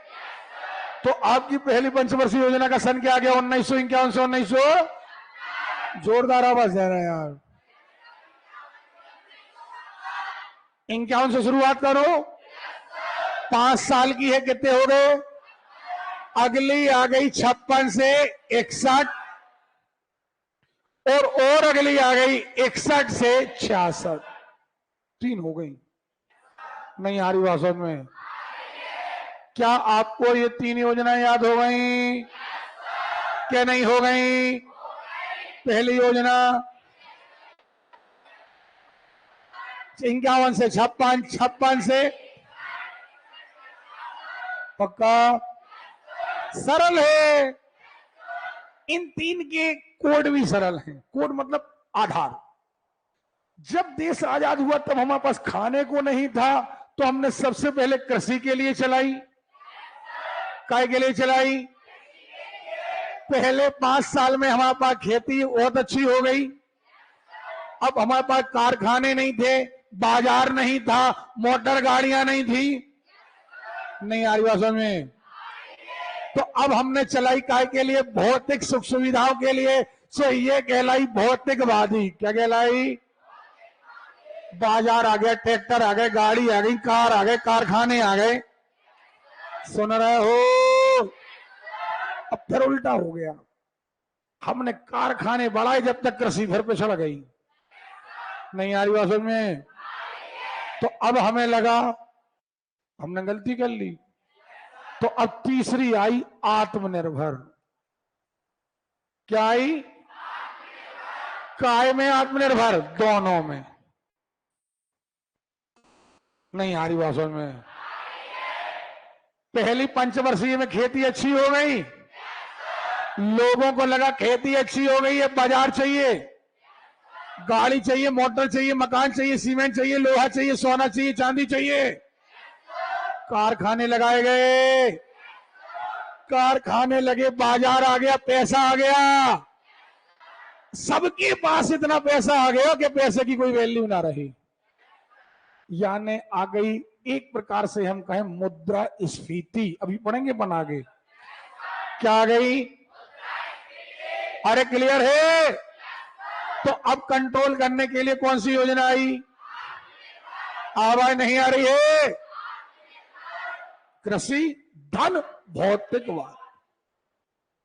3।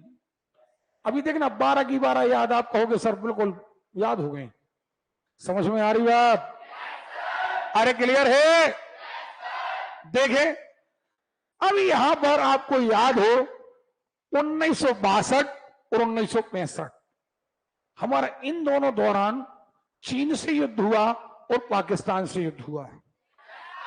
इसी दौरान कौन सा युद्ध हुआ? यहां 62 और 65। यानी ये पंचवर्षीय योजना हमारी क्या चली गई? फेल। सुन रहे हो? अरे क्लियर है? अतः हमने तीसरी पंचवर्षीय योजना को कवर करने के लिए प्रयास किया। कब कब?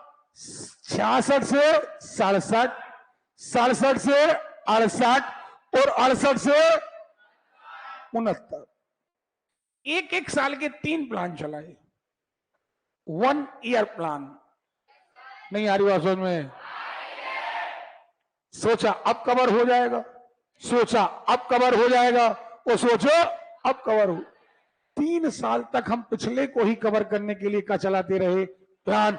फाइनली पूछा जाए तो 66 से 69, 66 से हमने 3 बार 1 ईयर प्लान चलाए। हम यानी हमारी सरकार ने।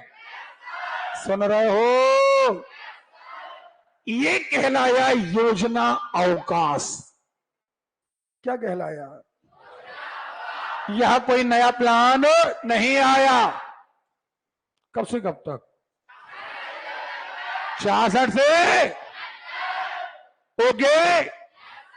नहीं आ रही बात समझ में? 66 से देखो ना कितना सरल है। हमें 3 प्लान कहां से कब तक? 51 से, 56 से, 61 से,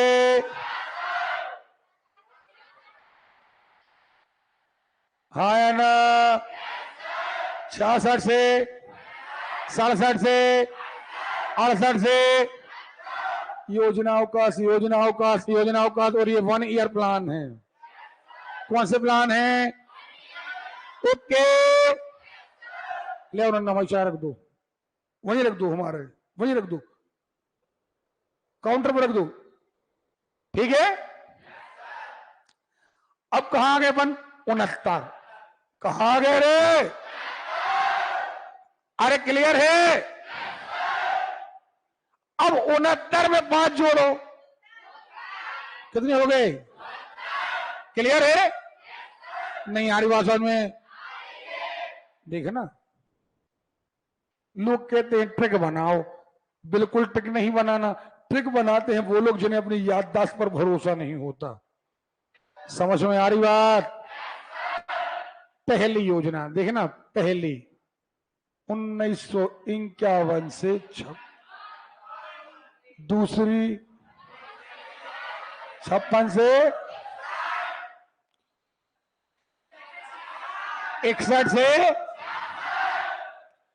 अब 66 से 69 योजनाओं का से हम यहां काउंट नहीं करेंगे, याद रखेंगे 66, 67, 67, 68, 68, 3 साल पक्का। अब चौथी हम काउंट करेंगे, कितना? 69 से, क्लियर है? काय का नंबर आया? काय का? सुनना, जे चली 74 से 79, 2 मिनट सुन लो अच्छे से।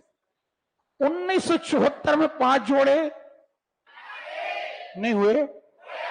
अरे बोलो रे, हुए क्या नहीं हुए? लेकिन 1978 में आ गई जनता दल की सरकार। कौन की सरकार? उस समय बीजेपी नहीं थी, बीजेपी की ही पार्टी थी, लेकिन नाम क्या था? जनता दल। क्या नाम था? जे आए, इनने कहा नहीं, यहां तक नहीं, 78 में हम आ गए, यही समाप्त। नहीं आ रही बात समझ में? तो एक योजना ऐसी है जो मात्र 4 साल चली, पेपर में प्रश्न आता है। ऐसी कौन सी योजना है जो 1 साल पहले समाप्त हो गई? कौन सी है? नहीं आ रही बात समझ में? आ रही है पक्का? अरे क्लियर है? समझ में आ रही बात? देखो आप मिला लो, 69 से 74, ये लिखा 74 से 79, लेकिन रियल क्या लिखा? बनाई गई 79 के लिए, वो चली कहां तक? नहीं हुआ याद? हम चाय पी करके यार, जब तक 5 योजनाएं कम से कम 5 बार खुद को समझा के लिख लो।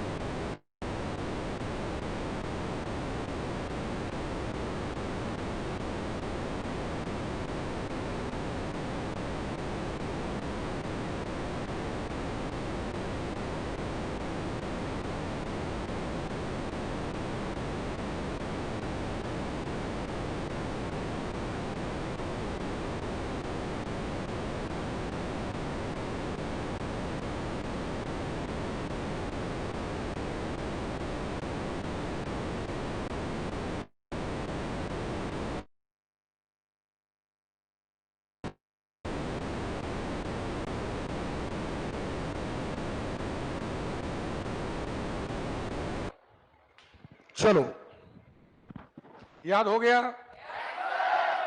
बहुत इजी था। 51 से 56, 56 से 61, 61 से 3 पंचवर्षीय योजना 66, 67, 67, 68, 68, 69, इनको खारिज कर दो।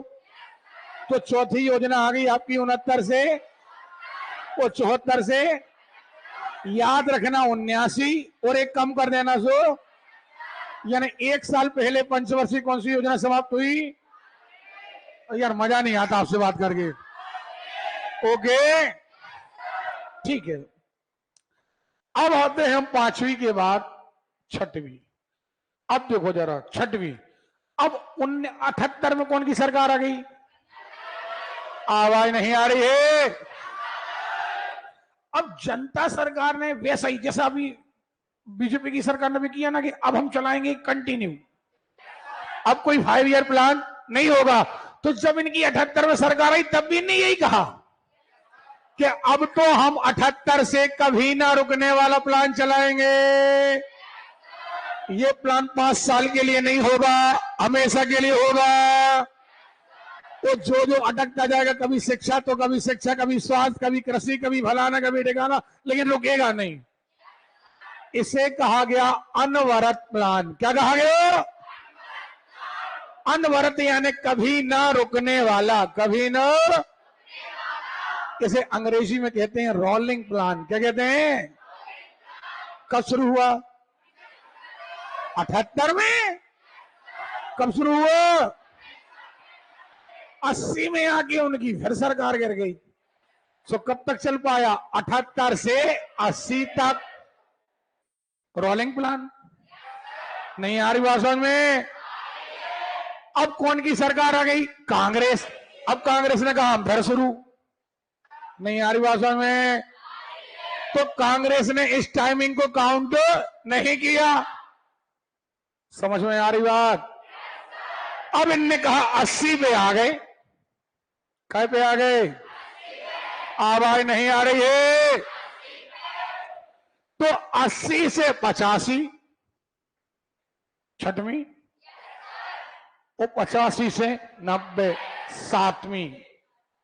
हाँ या ना? और जब सन 90 आ गया तो भारत में आर्थिक मंदी छा गई, क्योंकि भारत ने अपनाया था कौन सी अर्थव्यवस्था? मिश्रित। सरकारी ज्यादा थी, यहां पर लोग प्राइवेट पैसा लगाने के लिए तैयार नहीं थे। मंदी छा गई, भारत के पास मात्र 1 हफ्ते का खर्च बचा बस।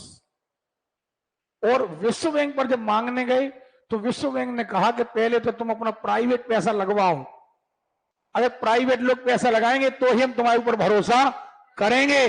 तो 1991 में एक नई आर्थिक नीति आई, उसे कहा गया उदारीकरण। उदारीकरण यानी निजीकरण। नहीं आ रही बात समझ में? और ये 2 साल तक भारत के पास पैसा नहीं रहा कि वो पंचवर्षीय योजना चला सके। नहीं आ रही बात समझ में? तो ये 90, 91 से 92, ये देखो ना 90 तक आ गए। 90 से 91 और 91 से कोई प्लान नहीं। 90 में भारत के पास पैसा नहीं बचा। सुन रहे हो? इसीलिए कभी प्रश्न आ जाए कि नई उदारवादी नीति कब आई? 1991। कब आई? हमें सुनाई नहीं दिया। इसे कहा गया आर्थिक उदारीकरण। क्या कहा गया? अब कंटिन्यू कर दो। 7 हो चुकी थी। 8वीं कब से कब तक? 92 से 97 से 2002 से 2007 से 2012 से। अब अपन अपने अनुसार देखो, ये नहीं है हमारे पास लिस्ट। अब क्या करना देखना जरा कम शब्दों में। एक बात याद रखना, अब आपको सारी चीजें याद हैं। अब कोई का पेन ना चले, जब हम आपसे कहें लिखो तो लिखना है। देखो जरा आप, पहली, हाँ या ना? नंबर 2 56 से, नंबर 3 61 से, यहां रेड से लिख दे रहे 66 से 69। हाँ या ना? ये योजना अवकाश है। क्या है ये? ओके, नहीं आ रही बात समझ में? अब फिर आगे काहे पर? चौथी पे आ गए। कहा गए? 69 से 74। पांचवी 74 से 79 न कह करके याद आया। अब 78 में फिर 2 साल, 78 से 80 आया ना? यहां चला रोलिंग प्लान। क्या चला? इसे भी योजना अवकाश माना गया। नहीं चला? नहीं चला है। अब 6वीं 80 से, अरे क्लियर है? और 7वीं सुनाई नहीं दिया। 7वीं आ गई 85 से, अरे क्लियर है? अब फिर भारत के पास पैसा नहीं बचा 90 में। सो 91 से 90 से, हाँ या ना? 90 से 91 और 91 से फाइनली 90 से 92 तक फिर योजना अवकाश। 3 बार आया योजना अवकाश। 66 से 69, 78 से 80, 90 से 92। ओके, अब कंटिन्यू कर दो। 8वीं 92 से 9वीं 2002, 10वीं 2002 से 7 से 12 से, लिख के देख लो, लिख के देखो। से कब तक? 51 से काय पर आधारित? आवाज नहीं आ रही है? तो आपको ध्यान रखना है कि कृषि पर आधारित है। काय पर आधारित है? ओके। अब योजना बनाने वाले का नाम तो 1 अप्रैल 1951 से 31 मार्च 1956। Herald Domar. बनाने वाले का नाम क्या है? ये कृषि पर आधारित वैज्ञानिक हैं ये। तो किसने बनाई है? आवाज नहीं आ रही है? सुनाई नहीं दिया है? ओके, कृषि पर आधारित है, यानी इसका मेन उद्देश्य क्या था इस पंचवर्षीय का? सुन रहे हो? अब देखो, जब एक बात है, जब कृषि पर आधारित होगा तो निश्चित तौर पर जितने बड़े बड़े बांध बनाए गए होंगे वो इसी समय बनाए गए होंगे। दामोदर योजना, जिनने इंडियन ज्योग्राफी पढ़ी है उन्हें याद होगा, सबसे पहली नदी योजना थी कौन सी? याद आया? दामोदर नदी घाटी योजना। भाखड़ा नागल बांध, देखो आप, हीराकुंड बांध, भाखड़ा नागल बांध कब बने जे? पहली पंचवर्षीय योजना में। कब बने? और जो सफल हो गई और हमारे पास कृषि अच्छी होने लगी। अब कृषि अच्छी होने लगी तो अब अगले बार पर हमने ध्यान दिया उद्योगों पर। काय पर? देखो आप, दूसरी पंचवर्षीय योजना 1956 से 1900, हाँ ना? ये देखें, इस योजना का नाम था भौतिकवाद, क्योंकि हमने भौतिकवादी सुख सुविधाओं को पाने का प्रयास किया। भौतिकवादी सुख सुविधाओं को पाने का हमने, भौतिकवादी सुख सुविधा क्या है? मकान हो गए, गाड़ी हो गई, आपका ट्रैक्टर वगैरह हो गया, आपके ट्रक वगैरह हो गए, कार हो गई, कारखाने हो गए। सुन रहे हो? लेकिन कल अपन ने एक चीज पढ़ी थी कि यदि आपको बाकी कारखाने बनाना है तो आपको कोर सेक्टर बनाना पड़ेगा। यानी सबसे पहले तो आपको चाहिए इस्पात उद्योग, सीमेंट उद्योग नहीं चाहिए। इसीलिए भारत में सबसे पहले खोले गए थे उधर, इस पे प्लान बनाया पीसी, ये भैया गलत टाइपिंग हुई, Mahal novice, Mahal no, typing mistake है, ये नाम याद नहीं करना, महाल ओके, क्या नाम है? पीसी महालनोबिस। ओके, उद्योग और खनिज पर ध्यान दिया गया। इस योजना में भारी उद्योग, दुर्गापुर कारखाना, भिलाई कारखाना, Rourkela, integral coach factory, Chittaranjan factory, 2 engine बनते हैं यहां पर। जिन्हें इंडियन ज्योग्राफी पढ़ी उन्हें याद है? नहीं याद है? ये कब बने? द्वितीय पंचवर्षीय योजना में। कौन ने तैयार करी? पीसी महालनोबिस। कौन ने? भाई नहीं आ रही है तो 2 पंचवर्षीय याद हो गई। पहली 51 से 56, दूसरी 56 से। पहली कृषि पर आधारित, दूसरी भौतिकवादी पर आधारित। पहली कौन ने बनाई? हेराल। हेराल, खुल के बोलो। ओके, दूसरी कौन ने बनाई? ओके, अब तीसरी हमें बनाना है आत्मनिर्भर।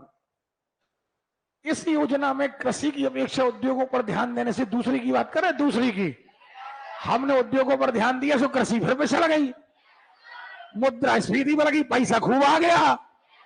लेकिन पैसा आ गया, अब खेती है नहीं, क्या कर लोगे आप? समझ में आ रही बात? तो तीसरी पंचवर्षीय योजना चली 61 से 66। जॉन सैंडी एवं सुखमय, एक खेती पर और एक उद्योगों पर, दोनों ने मिलकर बनाई। जॉन सैंडी एवं, फिर से बोलो, जॉन सैंडी एवं, क्लियर है? जॉन सैंडी एवं, पक्का? कौन सी योजना? आत्मनिर्भरता। काय में आत्मनिर्भरता? अर्थव्यवस्था, दोनों में, कृषि में भी हो। 3 क्यों याद हो गई? 3 याद हो गई? जोरदार आवाज में बोलो। याद हो गई?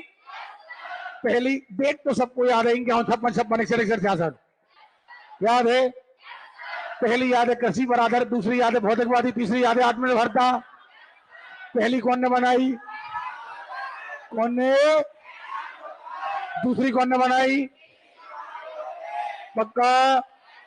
तीसरी कौन ने बनाई? ओके, अब यहां पर फिर दिक्कत आ गई। अब दिक्कत आई, दोनों पर ध्यान दिया गया, हरित क्रांति आ गई, क्योंकि फिर से अपन पिछड़ गए थे। खेती पहले उठी, अगले फिर डाउन हो गई, तो यहीं पर 66 में कौन आ गई? हरित क्रांति। क्या आ गई है? हरित क्रांति बना के बढ़ेंगे। अब कौन आ गया? योजना अवकाश। क्या आ गया? कितने साल का? लेकिन ये योजना अवकाश की सलाह किसी ना किसी अर्थशास्त्री ने दी होगी कि भैया अगला प्लान मत लाओ, पहले पिछला वाला क्या करो? कवर करो। ये कौन ने प्लान दिया? D.R. गाडगिल। नहीं आ रही बात समझ में? प्रश्न आता है, योजना अवकाश किसकी देन है? गाडगिल। सुन रहे हो? पंचवर्षीय योजना की सफलता, भारत चीन युद्ध, भारत पाक युद्ध एवं सूखे कारण आर्थिक स्थिति बिगड़ गई थी। अगली पंचवर्षीय योजना को विराम दे दिया गया और उसे कवर करने का प्रयास किया। 66 से 69 तक योजना कोई नहीं बनी। समझ में आ गई बात? तो योजना अवकाश के देने वाले कौन हैं? हमें आवाज नहीं आ रही। गाडगिल। D.R. याद रहे ना रहे, गाडगिल। पहले के कौन देनदार हैं?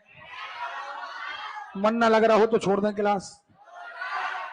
देखो 12 पंचवर्षीय योजनाएं हैं, लगभग 5वें तक अपन पहुंच गए हैं। देखो बेटा याद रखना, एक एक टारगेट पूरा करोगे तब जाकर के सफलता मिलेगी। अगर तुम थक गए हो तो 4 का गुणा कर दो, इतनी हम थक गए हैं। लेकिन थकने से मंजिलें नहीं मिला करती। समझ में आ रही बात? इसलिए थकना, समझ में आ रही बात?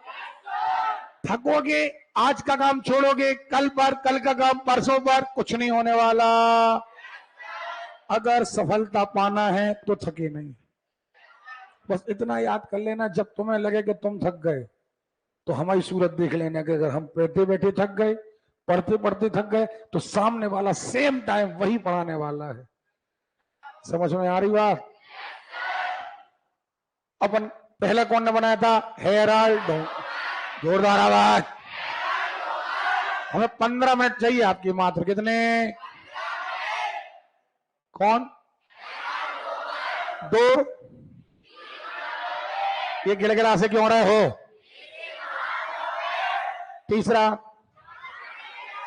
जॉन सैंडी एवं सुखमय। अब लग गया ब्रेक। कौन ने लगवाया? कौन ने? अब आगे चौथी पर 69 से अब गॉडगिल योजना। जिनने ब्रेक लगवाया था उन्हीं ने अगली योजना बनवा दी। नहीं आ रही बात समझ में? आ रही है? समाजवादी की स्थापना, बैंकों का राष्ट्रीयकरण किया गया इस समय। जब आप बैंक पढ़ोगे तो 1969 में राष्ट्रीयकरण हुआ है। 2 बार हुआ बैंकों का राष्ट्रीयकरण। पहली बार 1969 में, दूसरी बार 1980 में। हाँ या ना? कब कब? 1969। अरे क्लियर है? तो हमने कहा बैंकों का राष्ट्रीयकरण किया गया। ये मॉडल दिया था मात्रे एवं अशोक रुद्र। एक्चुअली लागू प्लान देने वाले थे गाडगिल, क्योंकि गाडगिल के प्लान पर ही आधारित था। लेकिन एक्चुअली प्लान कौन ने तैयार किया था? मात्रे एवं। हाँ या ना? लेकिन किसकी सोच पर आधारित था? गाड। अतः इसका उपनाम रखा गया था गाडगिल योजना। क्या नाम रखा गया था? दिया कौन ने? समझ में आ रही बात? चलिए अब देखें, बैंकों पर खास ध्यान दिया गया। हाँ या ना? काय पर ध्यान? क्योंकि 69 में राष्ट्रीयकरण हुआ है बैंकों का। फिर याद करो, डेट है सबको याद है, बार बार डेटों पर फोकस तो नहीं करना। वो तो कहानी सी याद हो गई यार। 61 66 सॉरी 51 56 56 61 61 से 66। हाँ या ना? 66 69 खारिज कर दो। 69 से 74 पक्का। अब नाम याद करो। पहली कौन ने? हेराल्ड डोमर कृषि, पीसी महान लोग भौतिकवादी, फिर जॉन सैंडी आत्मनिर्भरता, फिर आया ब्रेक गाडगिल द्वारा, चौथी गाडगिल नामक प्लान आया, लेकिन दिया था अशोक रुद्र और मात्रे ने। पक्का? मौसम की प्रतिकूलता 71 में भारत पर युद्ध हुआ, बांग्लादेश शरणार्थी आ गए, फेल हो गई। और वैज्ञानिक, अब एक नई चीजें आ गई। 69 से 74 के बीच 2-3-4 मुद्दे नए आ गए। अब भारत ने इस समय बड़े बड़े हथियार, भारत के सैटेलाइट बनने लगे, भारत अनुसंधान करने लगा। भारत चाहता था हम अंतरिक्ष में जाएं। नहीं आ रही बात समझ में? अतः नई नई चीजें आई। अब वही नहीं कि खेती दुकानें वही नहीं रह गए। अब नई चीजें आ गई 74 के आसपास। अब भारत चाहने लगा कि बैंकों का राष्ट्रीयकरण हो जाए, वैज्ञानिक सोच आ जाए। हाँ या ना? चलिए, गाडगिल रणनीति का संबंध इसी योजना से है। चौथी कौन सी योजना? चौथी। एक्चुअली सोच थी गाडगिल की, प्लान बनाया था। हाँ या ना? पांचवी याद आई? कब से कब तक? 74 से पक्का। ये एकमात्र ऐसी योजना है जिसे 1 वर्ष पहले, हाँ या ना, 74 से 79 तक था, लेकिन राइट टाइम इसका आया 78 तक। मैं पढ़ा चुका हूं। अब गरीबी उन्मूलन, देखो इसका उद्देश्य था गरीबी उन्मूलन। कौन सी? हमें आवाज नहीं आ रही है? सरकार ने कहा गरीबी हटाओ। क्या करो? लेकिन गरीब कौन है ये पता नहीं है। नहीं आ रही बात समझ में? हम किसे गरीब कहें ये पता नहीं है, क्योंकि उस समय गरीबी रेखा का कॉन्सेप्ट नहीं आया था। उसे निश्चित ही नहीं था कि तुम गरीब हो कि नहीं। हर आदमी कह रहा था साहब हम गरीब हैं। नहीं आ रही बात समझ में? तो 5वीं योजना में एक राजनीतिक वर्ड आया, गरीबी उन्मूलन। क्या आया? अब गरीबी कैसे हटेगी? तो गरीबी हटेगी, पहली बात तो रोजगार कार्यक्रम लगाए गए, फ्री आवास बांटे गए, ग्रामीण आवासीय योजना, प्रधानमंत्री आवासीय योजना, घर दिए गए, रोजगार दिए गए, हाँ या ना? और ये दिया डीपी धर। कौन ने? 2-3 नाम याद रखना, सुनो। डीपी धर ने ये प्लान दिया था कि गरीबी हटाओ। एक नाम आएगा लकड़ा वाला। क्या आएगा? ये बताएंगे कि गरीब है कौन। 3 लोग गरीब बताने वाले हैं कि एक्चुअली भारत में गरीब है कौन। एक डीपी धर, एक का नाम है लकड़ा वाला, और एक का नाम है सुरेश तेंदुलकर। क्या नाम है? आवाज नहीं आ रही है। सुरेश तेंदुलकर, हाँ या ना? पक्का? क्या नाम है? सुरेश। तो योजना तो इनने दी डीपी धर ने, लेकिन हमने आगे के लिए बताया। अभी आप पढ़ोगे गरीबी एवं गरीबी रेखा। क्या पढ़ोगे? जोरदार आवाज हो जा रहा। अरे क्लियर है? तो गरीब एवं गरीबी रेखा जो है वो आएगी। सुरेश तेंदुलकर बताएंगे कौन गरीब है, लकड़ा वाला बताएंगे कौन है, डीपी धर बताएंगे कौन है। अपने अपने अकॉर्डिंग बताएंगे, अपने अपने अकॉर्डिंग अलग अलग बताएंगे। लेकिन योजना की बात की जाए तो 5वीं योजना में मुद्दा बन गया गरीबी हटाओ। अब भारत में राजनीति जोर पकड़ गई। पहले तो क्या था, भारत देश आजाद हुआ, लोगों के पास खाने नहीं था, तो पहले तो लोगों ने खाना जोड़ा। फिर कारखाने नहीं थे, सो कारखाने आ गए। फिर कृषि पे चला गई, सो फिर वापस लाए। नहीं आ रही बात समझ में? अब पैसा भी आ गया, वो खेती भी आ गई, तो अब क्या करें? तो फिर बैंक बनाए। चौथी में क्या बन गए? बैंक। और बैंकों का क्या हो गया? अब हो गए आदमी भरसक। पैसा भी आ गए, खेती भी आ गई, अब क्या करें? तो अब करो राजनीति। नहीं आ रही बात समझ में? अब चुनाव जीतने के लिए एक पासा फेंका गया, गरीबी हटाओ। क्या हटाओ? तो एक प्रश्न आता है, गरीबी हटाओ का नारा कब दिया गया? 5वीं पंचवर्षीय योजना में। कब दिया गया? नारा दिया गया गरीबी हटाओ। लेकिन अभी पता नहीं कि गरीब है कौन। अब गरीब है कौन ये पता चलेगा 6वीं योजना में। लोग कितनी खतरनाक बात है। हटा कब रहे हैं तो पता कब चल रहा है। लागू करवाया लकड़ा वाला, बनाई कौन ने?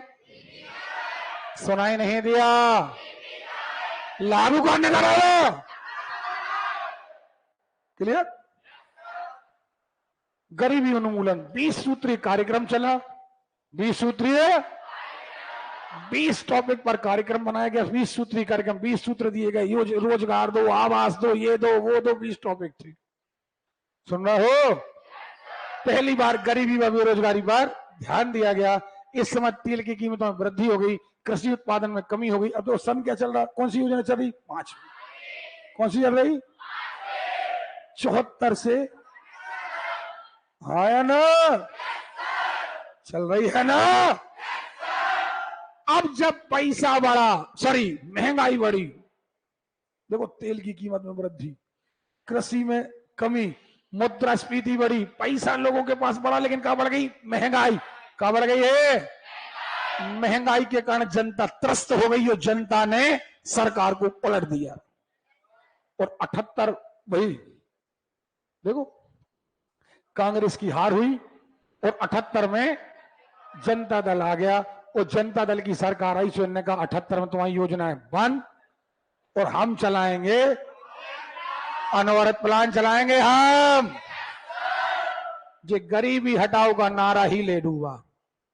नहीं आ रही बात समझ में? देखो बेटा, अगर सारी चीजें दुनियादारी पता रहेगी तो आप वाकई अपने आप का डेवलपमेंट कर पाओगे। रटोगे तो कुछ पता नहीं रहेगा। अब बेरोजगारी छा गई, गरीबी छा गई, कहा गया गरीबी हटाओ, प्रसाद सा बटा, गरीबों के लिए योजना आई, पता ही नहीं चला कि गरीब है कौन, सो पता चला योजना आई गरीब के लिए, मिल गई साहूकार को। नहीं आई बात समझ में? अभी आपने देखा होगा, पता चला गरीबी रेखा का कार्ड बना, जिस जो वास्तव में गरीब है उसका गरीबी रेखा कार्ड नहीं है, वो पता चला मोहल्ला में जिसका ब्याज में पैसा चलता है उसके घर में 3 गरीबी रेखा के कार्ड। ये तो हुआ क्यों? क्योंकि डिफाइन ही नहीं था कि गरीब है कौन। जो उनके कार्ड पे मोहर लग गई वही गरीब है ना? तो आगे बढ़ते हैं। रोलिंग प्लान अनवरत योजना 78 से 83। सुन लीजिए, घबराने की आवश्यकता नहीं है। बनाया गया 78 से 83 के लिए बनाया गया, चला नहीं। क्यों? क्योंकि 80 में फिर कांग्रेस आ गई। 80 में आ गई तो 80 में ये योजना खत्म, रोलिंग प्लान का हो गया खत्म। ये दिया था गुरनार मिर्डल ने। कौन ने दिया था? रोलिंग प्लान कहते हैं 80 में त्याग दिया, छठी के बाद है कांग्रेस पुनः ले आई। देखो जरा बाद में, देखो जरा अनवरत योजना कौन ने दी? गुरनार मिर्डल। आवाज नहीं आ रही रे? याद रखना, पहला योजना अवकाश दिया था कौन ने? गॉडगिल ने। कौन ने? आवाज नहीं आ रही है? लेकिन 78 से 83 के लिए बनना था रोलिंग प्लान, भले वो समाप्त कब हो गया? 80 में। ये दिया था कौन ने? गुरनार मिर्डल। याद रहेगा? चलो रिवाइज कर लेते हैं, बस 10 मिनट और, बस काम तो खत्म करके ही उठेंगे। किसी को जाना हो तो जा सकता है। पहली योजना कौन ने बनाई? कौन ने? दूसरी, तगड़ी आवाज आना चाहिए। तीसरी कौन ने? जॉन सैंडी एवं पक्का। अब आ जाओ चौथी पर। चौथी पर अशोक रुद्र एवं मात्री। याद आया? बैंकों का क्या हुआ? नहीं हुआ। 69 में। 5वीं पे आए, गरीबी हटाओ बनाई कौन ने? डीपी धर ने। कौन ने बनाई? और लागू करवाई लकड़ा वालन। नहीं करवाई। 5वीं पे आ गए। अब 5वीं खत्म हो गई 78 में। 78 में आई रोलिंग प्लान, कौन ने दिया? गुरनार मिर्डल ने। नहीं दिया, नहीं दिया है।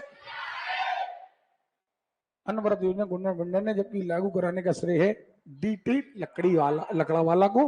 रोलिंग प्लान कुछ वर्षों के लिए चलिए। सीधी बात, अब करते 6वीं योजना 80 से 85। सही है ना? कौन ने दी? सुखमय चक्रवर्ती। अब गरीबी रेखा का अब आकलन हुआ। अब एक लिस्ट जारी हुई कि टेक कर दिया कौन के यहाँ टीवी है, नहीं है, कितना पैसा खर्च करता है, कितना खाना खाता है। अब ये बाद में बताएंगे आपको हम, गरीबी रेखा का आकलन पढ़ाएंगे आपको हम। लेकिन 6वीं में क्या हुआ? गरीबी रेखा का आकलन। गरीबी रेखा का कौन ने लागू करा? सुखमय। चलिए ये बाद में पढ़ाएंगे। 7वीं 85 से 90, रामकृष्ण हैंगर। बस 7वीं तक याद कर लो, बस 7वीं तक याद कर लो। पहली योजना। आप मुझे 10 मिनट देंगे? जोरदार तरीके से देंगे। पहली योजना, दूसरी, तीसरी, चौथी अशोक रुद्र एवं मात्रे, 5वीं डीपी धार क्योंकि गरीबी वाली है, 6वीं सुखमय, और 7वीं राम कृष्ण हैंगर। गरीबी हटाओ का नारा हट 5वीं में गरीबी हटाओ का नारा 5वीं में, और जबकि गरीबी का आकलन 6वीं में। सुन रहे हो? 7वीं बहुत सारी योजनाएं। अब इसके बाद जितनी योजनाएं आई वो मिक्स आई, क्योंकि अब किसी एक पर आधारित नहीं थी, न कृषि पिछड़ी थी न उद्योग पिछले थे, तो अब जितनी योजनाएं आई वो सब मिक्स आई। देखो 91 उदारीकरण नहीं आ रही बात समझ में? जॉन डब्ल्यू मुलर ओके। 9वीं देखो सब मिक्सअप,